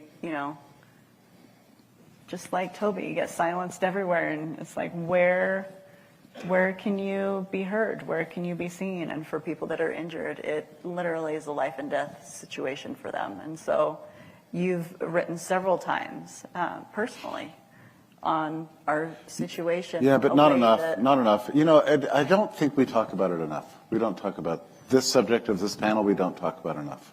Well, the world is pressuring everyone to move on. I talked to my sister the other day. She's a doctor, and she said, COVID sucked for everybody, but the world's moved on, Brie. And that's where we're at. And so the only people that will make this right are the people that are like us in this room. Everybody else has moved on. What do you think about this line that we need to move on? Well, I know for sure I'm stuck in COVID nightmare until probably the day I die. Although Leslie Manoukian is inspiring me to, my 30th year into my injury is going to be my best year, right? But for right now, I'm stuck in COVID nightmare, and there are hundreds of thousands of Americans that are stuck in COVID nightmare, and we'll never be able to just flip that switch off. And just like you were talking about the moral injury, there are even more people that are not COVID vaccine injured that are dealing with a deep, profound moral conundrum that they are going to just have deeply fester and fester and fester until they deal with it. And it's a very real problem. It's something that people really do need to face. The way out is the way through. Exactly. Yeah. If I can add to that, in 2011, I took a transitional justice class at Berkeley Law. Transitional justice is completely fascinating. It's the field of law where a tyrannical regime has been overthrown. The revolution succeeded, Eastern Europe collapsed. What do you do next? Yeah. How do you have justice for the crimes of the old regime and set the foundation for the new future for the country? And we need a transitional justice effort for the crimes of the COVID era and for the crimes of the 1986 Act and the childhood schedule. That's foundational. So, and it's tricky to pull it off because the old guard's still around and they still have some power and they may overthrow you if you go too far too fast. It is difficult to pull off. Every country that tries to do this does it in a different way. South Africa did a Truth and Reconciliation Commission. There was a particularly spiritual approach to these questions. We had the Nuremberg Code and the Nuremberg trials at the end of World War II that led to the Nuremberg Code. And that was one way to do it, military trials. In Eastern Europe, they had what was called lustration laws, which is where you open the books of the government so people can see how they were tracked and surveilled by the secret police and all that. I'm sure there are files on nearly everybody in this room for the work that we've done during the COVID era. What would it be like to open up the files and release those to the public? But we have to stop the harms that are happening right now. We have to pull the COVID shots from the market. We have to stop new people from being injured. That's foundational. That's a start. We have to get rid of vaccine schedules altogether and have individualized medicine for everyone in this country. That's foundational. Those are building blocks. But we also have to have a dialogue led by spiritual and religious leaders about the moral injury and the moral crimes of this regime, of the pharmaceutical industry. And then we need just compensation. We need to set aside $1 trillion to compensate autism families who've been injured by the childhood vaccine schedule. And we need to set aside $1 trillion to compensate people like Brianne who have been hurt by COVID-19 vaccines. That is foundational. And the small businesses. Absolutely.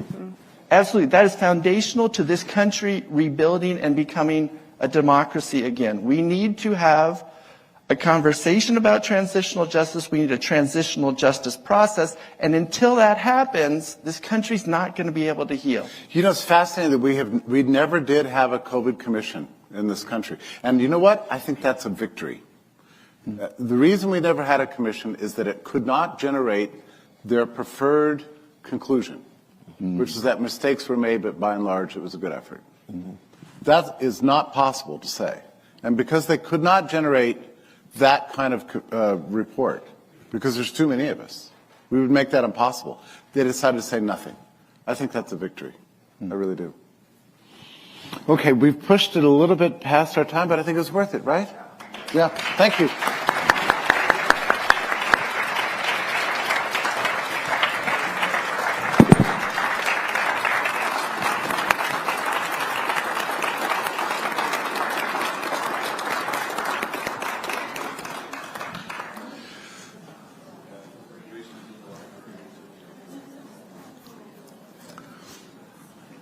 Did I regain my title?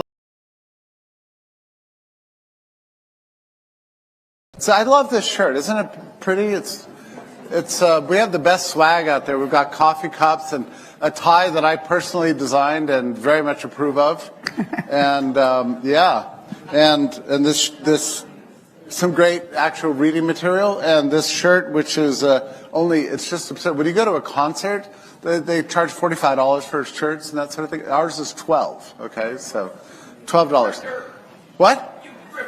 Yeah, no, right?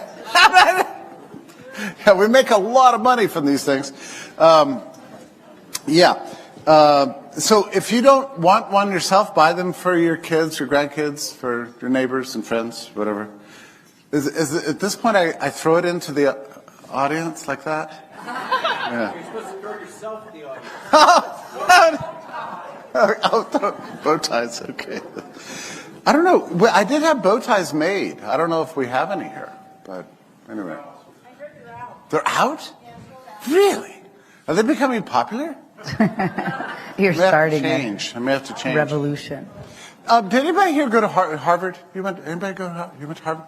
So there's an article in the Wall Street Journal yesterday, and a guy says, well, when I went to Harvard, I wasn't exactly the Harvard type. Everybody else was wearing suits and ascots.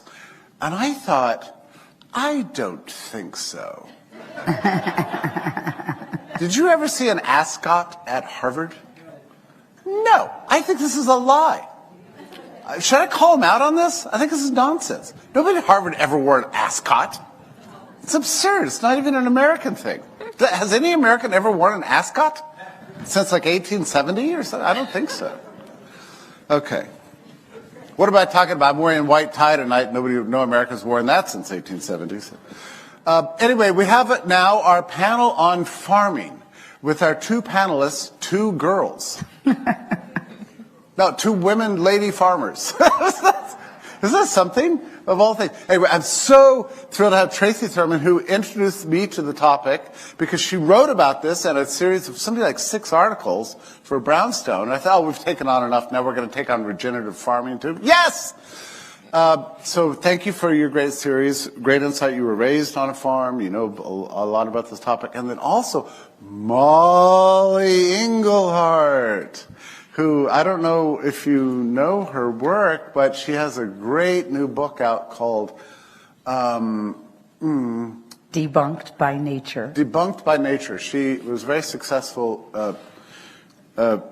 vegan chef in California and owned several restaurants and that sort of thing, and then decided she would go full all in and get some land and start farming herself. And then what ensues is actually hilarious. So she tried to convert her restaurants over to regenerative with like meat and that sort of thing, and that didn't go so well. But now she owns a farm with her husband and like 5 kids, right? Or yeah. In Bandera, Texas, and I've not been there. So anyway, I'm so thrilled that you're here. She just arrived. You're a little late coming here. But My flight was delayed. And I'm not sure where we want to go with this. Just to be clear about the framework here, there was something about the last 5 years that has enlightened us all into the toxicants that are extant in our environment and all the ways in which the cartelized, highly regulated industrial system has departed from what would otherwise be in a sort of a normal sort of marketplace. And that certainly pertains to our food, right? So Molly, I'm just going to go ahead. Go ahead. You don't know what to say, right? No, I always know what to say. I need to have a question for you. Well, how's farming going? It's hard. The hardest work. I went from restaurants to restaurants on a farm while farming, so I've chosen really easy ways to make money in my life. Yeah. Right now, the place that our agrarian society is in is actually dire, and I don't think that people fully understand or get it, because you go to the grocery store, you go to Safeway or H-E-B or Ralph's or wherever you live, and the store is filled with plenty of food and it feels super abundant.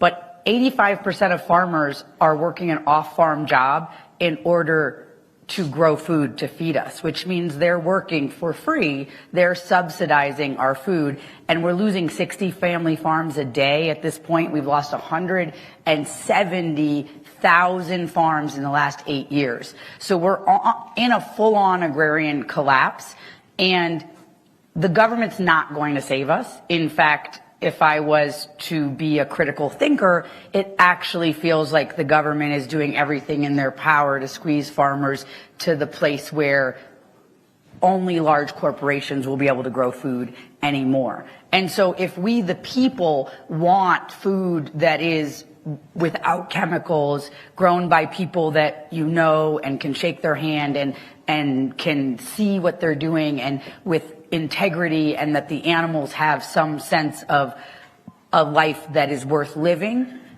we, the people, actually have to surrender some of our convenience and be willing to do the extra effort. And that extra effort probably looks like going to a farmer's market, going to a farm, spending more money. And we all have to look at, like, what is our budget, and then how much of this can we spend on the small farm diet. I'm not big on veganism, paleo, keto, blah, blah, blah. But, like, what percentage of what you spend on food every month can you dedicate to the small farm diet? And that is, like, what I want to wake people up to, because most of us don't even know that this collapse is happening and don't understand that for the first time in 20 years, beef farmers are getting some debt paid off. And Trump's like, the price of beef is too high. We need to bring it down. Well, that was the consequence, maybe not a consequence of it, but that was a thesis I advanced in my article. You read my article, right? Yes. Yeah, and I think your article was a response. My article was a response. Unpopular opinion. Like a beef subtweet, is not you know? too high. Yeah. Because the cost of something has to be, here's the thing, the cost of something has to be the cost in which it takes to produce it. How could cotton farmers be paid the same amount per a bale of cotton right now as they were in 1971? How could orange farmers be getting 34% less per a pound for oranges than they were in 1978? It actually has to be, if I have a restaurant, I do have a restaurant, there's a cost of goods sold, and there's a cost of the to-go wares, and there's a cost of subscriptions and labor and occupancy and insurance, and that all has to add up to less than 90% for the restaurant to make money. But that's not how it works for farming. There's these arbitrary, beef is this, and you just have to make it work inside of those numbers. But now, some of it has to do with how much of the retail dollar the farmer is entitled to get. Yeah, go ahead, Tracy. Yeah, so there's a really simple solution here. If we want the price of beef to be more affordable, allow farmers to process beef on their own farm for sale to neighbors who want to purchase that and willingly consent to whatever risk comes from buying beef from your neighbor. By the way, I will tell you right now, that's a much lower risk than buying meat that has been processed, one of 10,000 cows in an E. coli-ridden feedlot situation that ran through, a factory farm processing plant. Molly, how viable is this? It's like, how viable is it to process on your own? Yeah. It's not even just process on your own farm.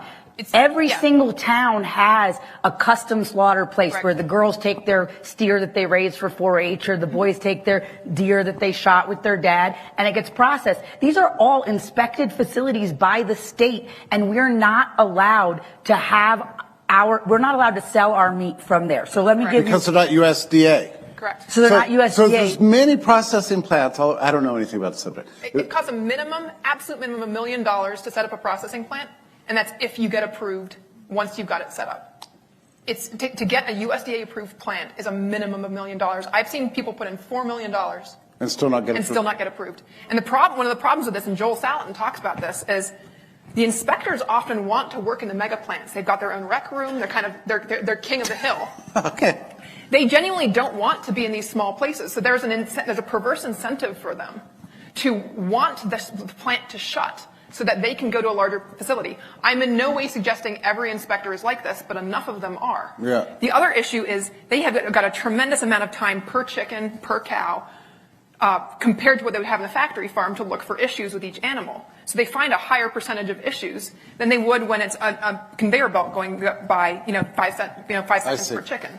But you're saying that there are right now many processing plants all over the place because of whatever you said, 4-H or whatever. So, the custom processing. It's called a custom processing, where if you had a farm, you had a few steers, you could take it in and get. So the place that I process right now, because my processing plant went out of business, and so I had to find another place. They are custom slaughter 4 days a week, and they're slaughter for the government 1 day a week. I brought 4 cows the other day, and the inspector was sick. So my cows are already there, and now I have thousands of pounds of beef that say not for sale on it. My option was to drive and go pick up my cows and bring them back, and then take them back when their next date was, which is however long, or to have all this meat that says not for sale. It was done in the same place by the same people under the same standards without this lady looking over their shoulder. It's incredible. It's And incredible. this week, so then I had to take more cows because I can't sell this meat, so I just have to eat it for my family. I had to buy more freezers, had to take more cows, and then I needed it by Friday because we had a big pumpkin patch, and they said, the inspector had to leave early because they had a family emergency, so we couldn't we killed them, and they're hanging, but we couldn't grind them, we couldn't cut them, we couldn't nothing when the day came that it had hung for whatever amount of days. And just to be clear, all of this traces to federal regulations. Yes. It does. And the other piece of this is people should know this is a monopolized system. There's a meat processing cartel. It's 4 major companies. Smithfield is owned by the Chinese Communist Party, essentially. JBS is Brazilian owned. And these 4 companies control it. When you buy beef, I believe it's about 70 cents on the dollar is going to the processor, never to the farmer. And if you're trying to schedule in an animal for slaughter, it may be hundreds or even more than 1,000 miles from your home. And you may be scheduling that animal for slaughter a year before that animal is born. Because that is how much of a bottleneck these farmers are facing. And so it's such a simple solution. Allow small custom processors to process, or farmers to process on their own farm and sell a steak to their neighbors. Right. It's that simple. And all of this, for history buffs, traces to the 1906 food and whatever, all because of the sausage thing. But when the meat packing thing. Yeah. And the Federal Meat Inspection Act, which was a little that's it, yeah. But when did we decide it was the government's job to keep us safe? Yeah. Like, why are we such a bunch of little words I can't say on stage that we're scared to drink some raw milk, we're scared to eat a steak from our neighbor? I mean, my kids are raising meat rabbits and selling it to their neighbors. That's legal. You can kill, in Texas, you can kill rabbits and chickens on your farm, just nothing bigger than a chicken. But like, why are we terrified of food? Like, when did we become this weak of a people? Yeah. That's my real question. Like, where's our own responsibility in anything? We have no responsibility. We want to pass it off to daddy government. And it all comes down to informed consent. I should be able to contract with any farmer that I choose to have informed consent to consume their product, period. 100%. And I'm not arguing to get rid of the system that we have. For those people who want to go to Walmart and buy a hamburger with 1,000 different sets of DNA, which I think causes incoherency in your body. Human beings were never meant to eat 1,000 animals at one time. It's not natural. We killed an animal, we ate that animal. We killed another animal, we ate that animal. That's what we're made for. People that want that and feel safe with that should have every right to go to Walmart and buy that. We're just asking for the alternative to be allowed. We just want the right to I want the right to sell some raw milk without 1,000 pages of herd share and the possibility of going to jail anyways. Yeah. Now tell me about this herd share thing. Now, this is like a workaround, right? Yes, sir.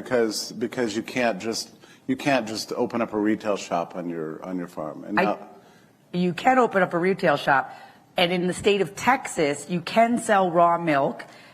So 22 states, you can sell some version of raw milk. It might be pet food. It might be that you can sell it only on the farm. Mm-hmm. You want to know the shirt I want to make? It's very controversial. Okay. Raw milk, the real white privilege. Make it available to all. It's white and it's a privilege. Anyways, my husband and others will not. They said I'll get labeled as a racist. I can't have that shirt in my farm store. But so only sell on the farm, direct to the consumer. You can't take it off the farm. I see. And you can't sell yogurt, cream, soft cheeses. Yeah, it's got to be the milk. Just the milk. Yeah. And so in and that. every state's different, right? And every state is different. Because you see, the microbiome of the milk, the biology differs at the state line. Like, there's certain pathogens that deactivate based on the I see. Yeah, I know. Like in Connecticut, you can't. There's all sorts of raw milk farmers, I guess you would say, that can sell through retail shops. But no yogurt, no heavy cream, no ice cream, whatever. Because of course, when you take the milk part and just keep the cream part, it gets very dangerous. Yeah. It separates in the also jar. Butter. So very butter, dangerous. very, very dangerous. Okay, but can you sell like a chicken pot pie from your farm store that you made? Yes, but I have an inspected kitchen because I have a restaurant on my farm. So I have a food service. I see. So you can sell it retail because you have a restaurant. But now the government has just come in and said that I don't have the right kind of septic tank for a restaurant. And the kind of septic tank they want me to have for a restaurant is aerobic, which means they spray the water back out. You cannot have that next to food production. That is, FDA says no to that. So they are essentially saying I have to choose between the restaurant or farming, but the whole concept is a farm-to-table restaurant on the ranch. So I'm going to have to do like a private supper club or some kind of PMA because they're saying I can't. But if I was only open for weddings or like private parties, they're saying it's because of the grease that's going into the leach field. But I don't really believe that because I built that kitchen inspected for events and it was totally fine. And once I opened to the public, they were like, oh, you can't be open to the public and have that kind of septic tank. It's a brand new $57,000 septic tank. And now they want me to put in an $80,000 septic tank. And I said, well, you can't do that. And they said, oh, well, then you'll just have to build a leach field. So that's 120. So I have to do it aerobic, but with a leach field. Okay, so. I'm sorry. What is a leach field? Is that your medicinal? No, a leach field is so when you're not on city thing. It's trenches in the ground so you go into a tank, it holds the solids in the tank, and the liquids go out into 4 feet under the ground into gravel, and it infiltrates into the ground. This is how that goes. Here's the crazy thing. If you have 10 acres and only one house, you don't even need a permit for a septic tank in Texas. So there's all types of gnarly things happening over there. But my $57,000 septic tank is somehow not appropriate, and they're trying to close down my restaurant. Isn't it crazy, too? It's in Texas, of all places, which you'd think would have... I moved from California to escape this kind of bureaucracy just to find out that all these people that wear come and take it on their shirt are like quick to call the county and you want daddy government. Yep. Yeah. Tracy, you were involved in the case that concerned Amos Miller with the Amish raw milk case. Yeah, that was the reason I got involved in that case was that we found out that through a third party that the USDA was planning to use Amos as a test case. Do you know about this case, Molly? Yes, of course. Yeah, and so they were planning to use Amos as a test case. And once they had him as a precedent, there was a list of dozens of small farms that were going to be taken down next using that precedent. And when I found that out, I said, I have to get involved and do everything I can to try to, at a minimum, slow this down. But basically, he was serving as like the proverbial, like the boy with his finger in the dike, preventing the flooding from happening. And I'm pleased to say that Amos is still in business and thriving at this time. He's not allowed to sell in Pennsylvania. Because the state of Pennsylvania was able to block him from selling in Pennsylvania without a license. But given the Commerce Clause, Pennsylvania is not allowed to legislate on interstate commerce. So he's in a strange situation where he can sell in everywhere but the state that he's actually in. Isn't that crazy? Yeah. Yeah, and the reason he won't take the license is that his customers want raw kefir, they want raw butter, they want raw cream. And when I was investigating this on behalf of the legal team, I found dozens of people who literally depend on his products to survive. Yeah. There are people with Crohn's disease, ulcerative colitis, mast cell activation syndrome, for whom the raw milk, and in many cases it was the kefir, served as the medication that they needed. We had patients who had blood work pre and post. They had colonoscopies pre and post, and it was a perfect control because we had a patient, before they started with his products, they had severe ulcerative colitis. Then they started consuming his raw kefir. They went into remission. Then Amos was shut down and stopped shipping. They could no longer get it. It fully came back, and we had colonoscopies for each stage showing this. And so we brought these to the court, and we said, look, if you shut him down, you are costing people their health. And they said that's not an RCT. But I believe that is why he was permitted to continue, why the judge permitted him to continue selling outside of Pennsylvania. Yeah. But the problem with what you're saying and with what Amos is that just exactly what you're saying, people are not accidentally walking into my farm and buying raw milk and thinking that it is pasteurized and then upset when they get home that they got raw milk. That's not what's happening. Everybody is fully informed into what they're getting, and they want that thing. People are coming to Amos. They're coming to me because they want to know that it wasn't sprayed with chemicals. It wasn't fed GMO corn. It wasn't. There is a growing consumer demand for better food, right? And more. And it's healing. It's healing. I mean, this is, you know, I think that food freedom and medical freedom, as I say in my series, they're two sides of the same coin. Yeah. If you care about medical freedom, you need to care about food freedom. You cannot care about one without caring about the other, because what you take into your body through your mouth can be just as dangerous as what you take in through a needle. And this concept goes back a long time in terms of matching these concepts. I believe it was Bertrand Russell who said that in his book, The Impact of Science on Society, that in the future, diet, injections, and injunctions would combine to produce the sort of personality that the authorities would consider desirable. And that all would be miserable but believe themselves to be happy because they would be told that they are so. And I would think very hard about that, because this is decades ago predicting that diet, injections, and injunctions would be used to control us. So most of us are very well aware of injections and injunctions from the COVID era. But many people still haven't picked on that diet is the third leg of that diabolical stool. And if we want to heal, we have to eat right. If we want to eat right, that food has to be available. And so I think that a lot of people who are going on psychiatric drugs are doing so because of deficiencies in their body. Their mental health is a result of poor physical health. But we have this population-wide issue with this because our diet is so poor. And unfortunately, I don't think that's an accident. Because if it was an accident, we would be able to, there would be so much resistance on a governmental level to fixing the problem. But a lot of the resistance comes from the large corporations. It does come from the large corporations. Right? You deal with this all the time, right, Molly? But the resistance comes from the large corporations. You see people all the time right now screaming about capitalism. And I write about this extensively. We're not practicing capitalism anymore. There is no capitalism.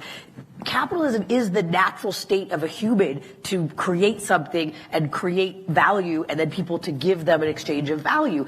But we have all these large corporations that actually have the government hands tied that then ties all the hands of the smaller entrepreneurs and makes it impossible for us to compete. And on the other, to add to what she's saying about medical freedom, they're also using the same playbook right now for the pesticide liability shield. Yeah. So the pesticide liability shield, they tried it on the state level. It did get passed in Georgia.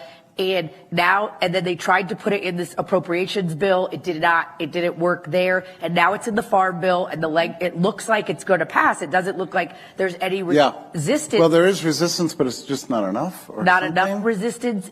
But the thing is that what happened when we gave the liability shield to the vaccine companies?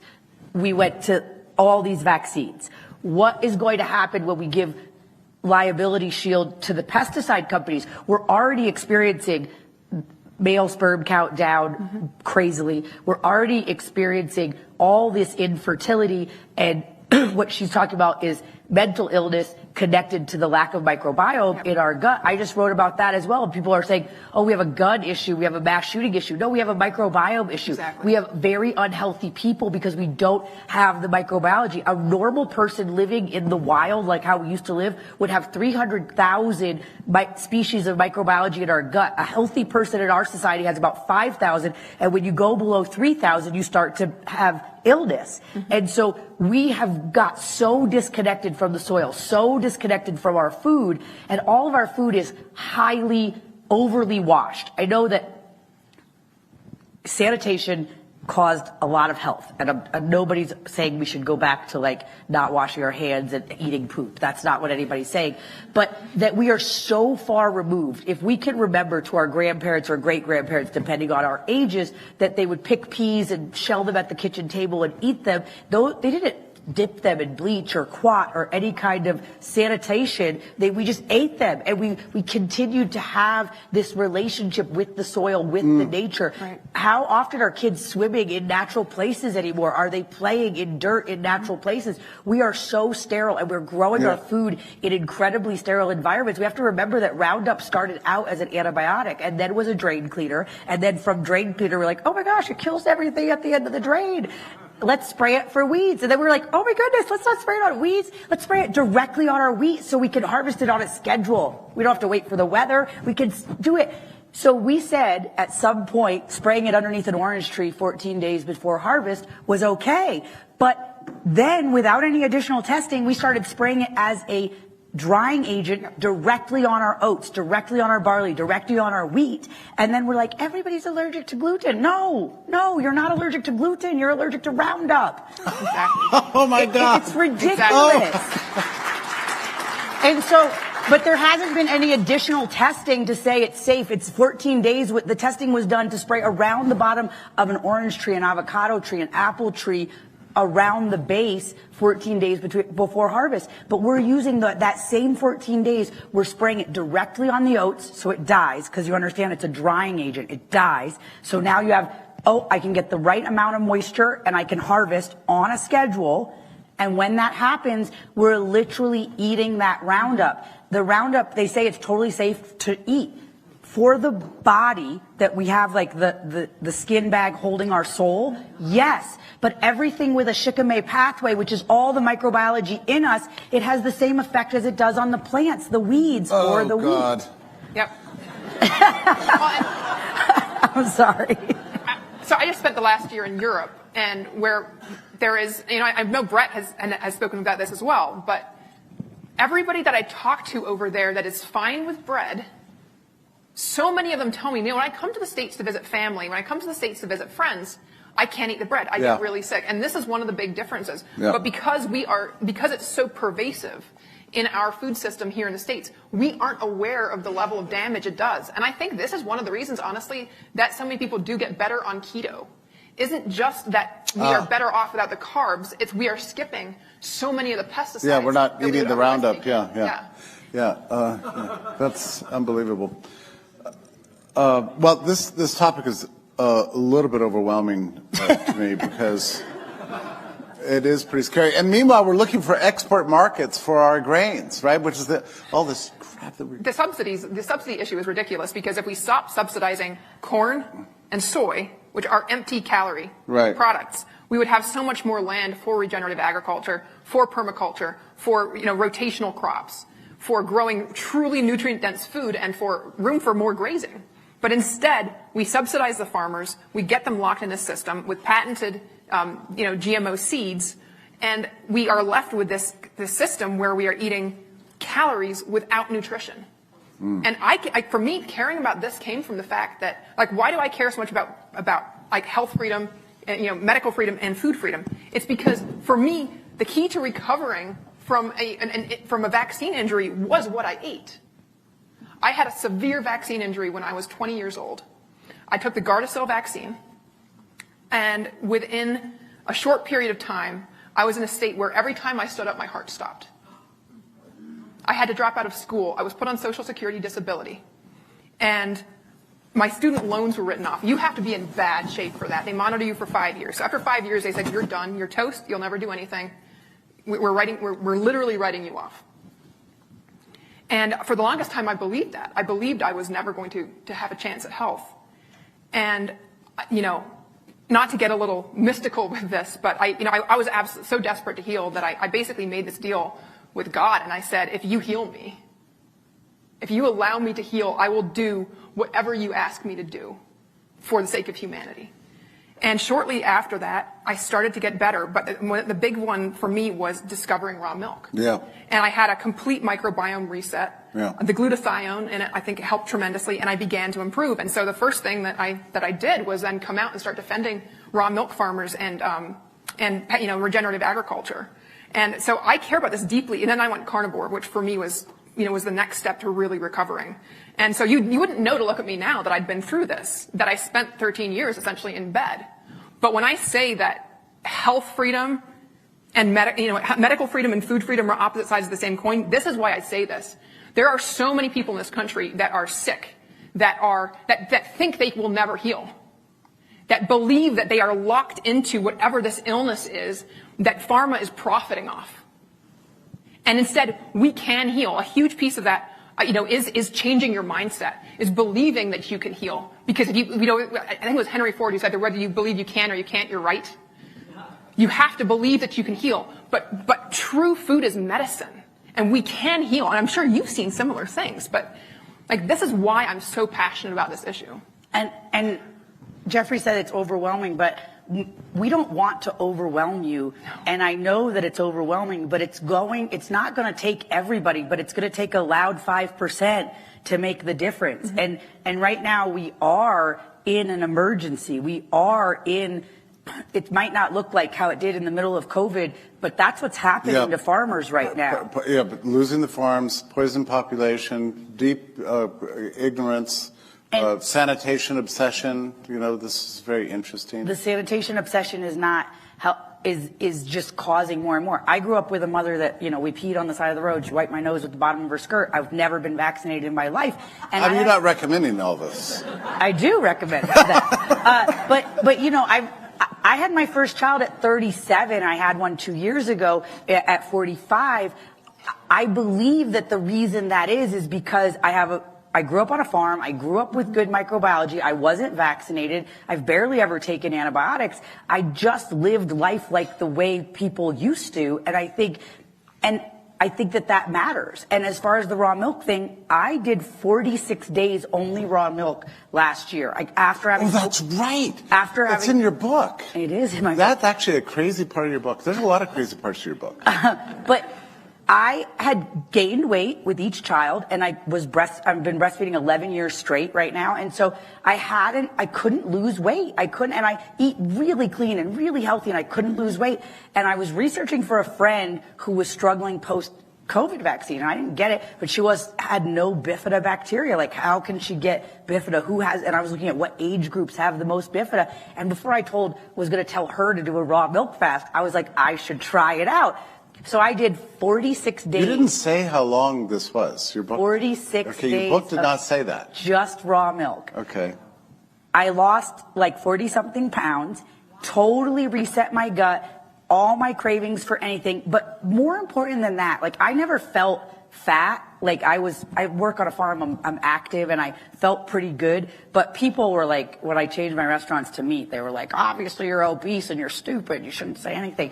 And so I was like, maybe I should lose some weight if people are on the internet or say I'm obese. But what I did notice is when I first wake up in the morning, I used to have a little pain just in my joints and just the first couple That's never happened to me. I don't know what that means. And do you know that it all went away? Literally all the inflammation, all the pain went away. And I went from a size 10 to a size 4 and completely shifted everything for me just by doing raw milk. And it totally upside downs the idea calories in, calories out, because I'm 5 foot. I never take in 3,000 calories a day. Just to be clear, this all raw milk diet for 46 days, does that exclude, for example, cocktail hour? No cocktail hour. No cocktail hour, no sugar, no. I always give up coffee for Lent, so I gave up coffee and raw milk, but I think you could do coffee with your raw milk fast. But I did no coffee, no raw milk. I mean, no food, just raw milk for 46 days. Yeah. And I highly recommend it to anybody that's struggling with almost anything, because it was life-changing for me. And now I've recommended so many people, and people have reversed arthritis. People have reversed all types of stuff on their skin. What is it called? Eczema. All types of things. And it's all related, because when a baby is breastfeeding every day, and then it starts to eat food, it's not that the breast milk has all the perfect microbiology. It does have some of it, but it lays the foundation. It's like the foundations for all the homes for all that microbiology to get into. And so you're resetting and you're re-putting all that microbiology back into your gut. And raw cow milk is like 90% the same DNA as breast milk. And so breast milk would probably be too expensive to do a gallon a day. So we'll go with the next best thing. I actually did the same thing with beef. I had been in a severe car accident and suffered a bad TBI. And, you know, I was desperate to recover from this brain injury. And Dr. Ken Berry, who some of you may be aware of, wonderful guy, I talked with him, and we're friends, and he had told me to go on just beef and tallow for 30 to 60 days. Nothing else. Just that plus salt and maybe trace minerals. And I had the same experience you did. So like, I had done the raw milk, but never exclusively. I had the same experience when I went with just beef and tallow, of just an incredible health recovery, like, you know, body pain, all of that just went away. And this is, you know, again, where I feel so strongly that so many of the things that are being treated as, you know, pharmaceutical deficiencies are really nutritional deficiencies. 100%. And, you know, nobody is deficient in Prozac. Nobody is deficient in benzos. You may well be deficient in key nutrients that your body needs to survive and thrive. And so for the pharmaceutical companies, keeping the food system one of high calorie, low nutrient density is an absolute godsend for them. Okay, we don't have a whole lot of time. I want to get back to this issue of reforming. This country had, you know, centuries of being mainly an agricultural nation, and it's appalling that we've turned our back on this and now are doing what we're doing right now. But now we're seeing a growing consciousness. I know in Connecticut, where I live, I mean, you have to have a subscription to get raw milk because the demand is so high. I mean, everybody wants it, but it's not just about raw milk; it's about everything. Every small farmer in Connecticut's under pressure, and it's a calamity happening. But we do have a rising consumer demand for good food, and a rising public consciousness to the problem of the food cartels that are running everything. But what seems to be the hang-up with reform efforts?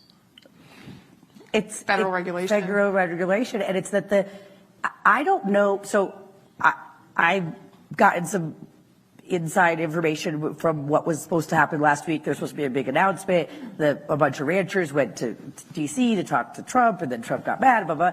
But I don't know that Trump even really understands the difference between the American ranchers and the JBS representatives that are telling him what to do. Not in a disrespectful way. I just don't think he understands. And these people have lobbies. I don't have a lobby. Amos doesn't have a lobby. Right. And so there's these huge lobbies, and the JBS people have literally gone to jail, paid fines for bribery, for all this stuff. They have a way to get what they want, and now it's a publicly traded company here in the United States. The small farmer doesn't have a lobby. And you're saying the demand in Connecticut is so great, and I love that. But we could use my friend Steve Jarvis. He's obnoxious, he's loud, he's a great farmer. He has 100,000 followers on Instagram. He's about to leave 20,000 pounds of potatoes in the ground. Right. He couldn't get 1,000 people to buy a box of potatoes for $75. That's what he needed to do to break even. So this is somebody that's doing regenerative farming. He's got a huge following. He's boisterous. He's funny. People follow on Instagram. But that didn't translate into being willing to send $75 for a box of potatoes. They're like $2 and something a pound for potatoes. That's crazy. But we're literally willing. I paid $14 for a coffee today in the airport. Like, we're willing to. You did? Yeah, at the San Antonio airport. Okay. So I think that we have to realize that people say, oh, $8 a pound for ground beef is crazy. You can feed 4 people with that $8 plus a couple of extra dollars for whatever vegetable or whatever. Not just that, but you and I both know how much would we be spending on medical bills if we weren't eating right. So people aren't figuring out if you're paying up front for the food to the farmer, or you're going to be paying on the back end to the medical system, and you're going to suffer in the process. Like, once you think about it that way, it should change the way you calculate this. And I'm well aware not everybody can afford to eat this way, but if you can afford to go to Starbucks, bluntly, you can afford to eat this way. Yeah, it's usually nonsense. So I'm very interested in seeing growing education, public education about these matters. Your book, Molly, is debunked by nature. Yes. And it is a wild read. It's just so fun. I highly recommend it. Because she's a wonderful writer. You write almost every day for Epoch now, right? I mean, you're sort of my competitor, actually. It's kind of funny. That's fine. But so I highly recommend her book is just great. I mean, you should get it. I wrote a glowing review of it. I guess I don't know if that boosted sales at all, but we have to hope. And I hope that Brownstone could be your next publisher. Yeah, we would love that. That'd be really nice. Now, what about this thing called the Beef Initiative? Are we on board with that or not? Do you know it? The Beef Initiative? Yeah. That's Brianna. Yeah. Yeah. That's good. But no, I mean, it's anything that's supporting small farms and small ranchers and getting people to buy directly from them rather than from the cartel, I would support. And your best advocate in Washington is? Do we say this one in unison? I would say that, honestly, you have more faith in Washington than I do. But if we have an ally, it's Thomas Massie. Yes, I would say that Thomas Massie is the only person in Washington that I trust at all. He's brought the Prime Act so many times. It's never gotten out of committee. But that's what essentially the Prime Act is saying, exactly what she's saying, is to be able to process on farm to a certain degree and then in those local processors at another number. But ultimately, I think it has to go deeper than the Prime Act. It has to be, let's say, up to $500,000 a year, $1 million a year. If that's what your sales are, you can sell, and you're selling direct to the consumer in your own state. I think you should be able to process. You should be, and informed consent. The consumer can come, they can look, they can see, and they can be able to make that decision. I don't believe that the government should make decisions as to what I can eat for me and my family. It just doesn't make any sense. And so I would say that Thomas Massie is our only ally in Washington, and I want to believe, and I would say that in some ways I'm super disappointed in the Maha blah, blah, blah, but in other ways we're really happy that vaccines and things are being talked about on the front side of things and food dyes and everything. But when you're seeing that happen and then you're seeing the farmers getting squeezed in all these other ways and no real action being taken, and I just want to go back to the corn and soy thing that she said a minute ago. This idea that we need to feed America is a lie. I mean, feed the world is a lie. We need to feed our communities. And people are saying, well, if we do diversity of crops, what am I going to do with my $500,000 combine? Guess what? Only 10% of the corn that you're growing is being eaten by humans, another 25% by animals, and the rest is being turned into ethanol. I would say that growing gasoline is not the best use of our farmland. That's right. I'm just going to say that. Like, growing gasoline is not the best use of our farmland, and so you don't need a $500,000 combine. Get an older, smaller, used combine, grow the corn that your community needs. And corn is not the devil, and corn is not bad for us. It's what we've done to corn. But wait, you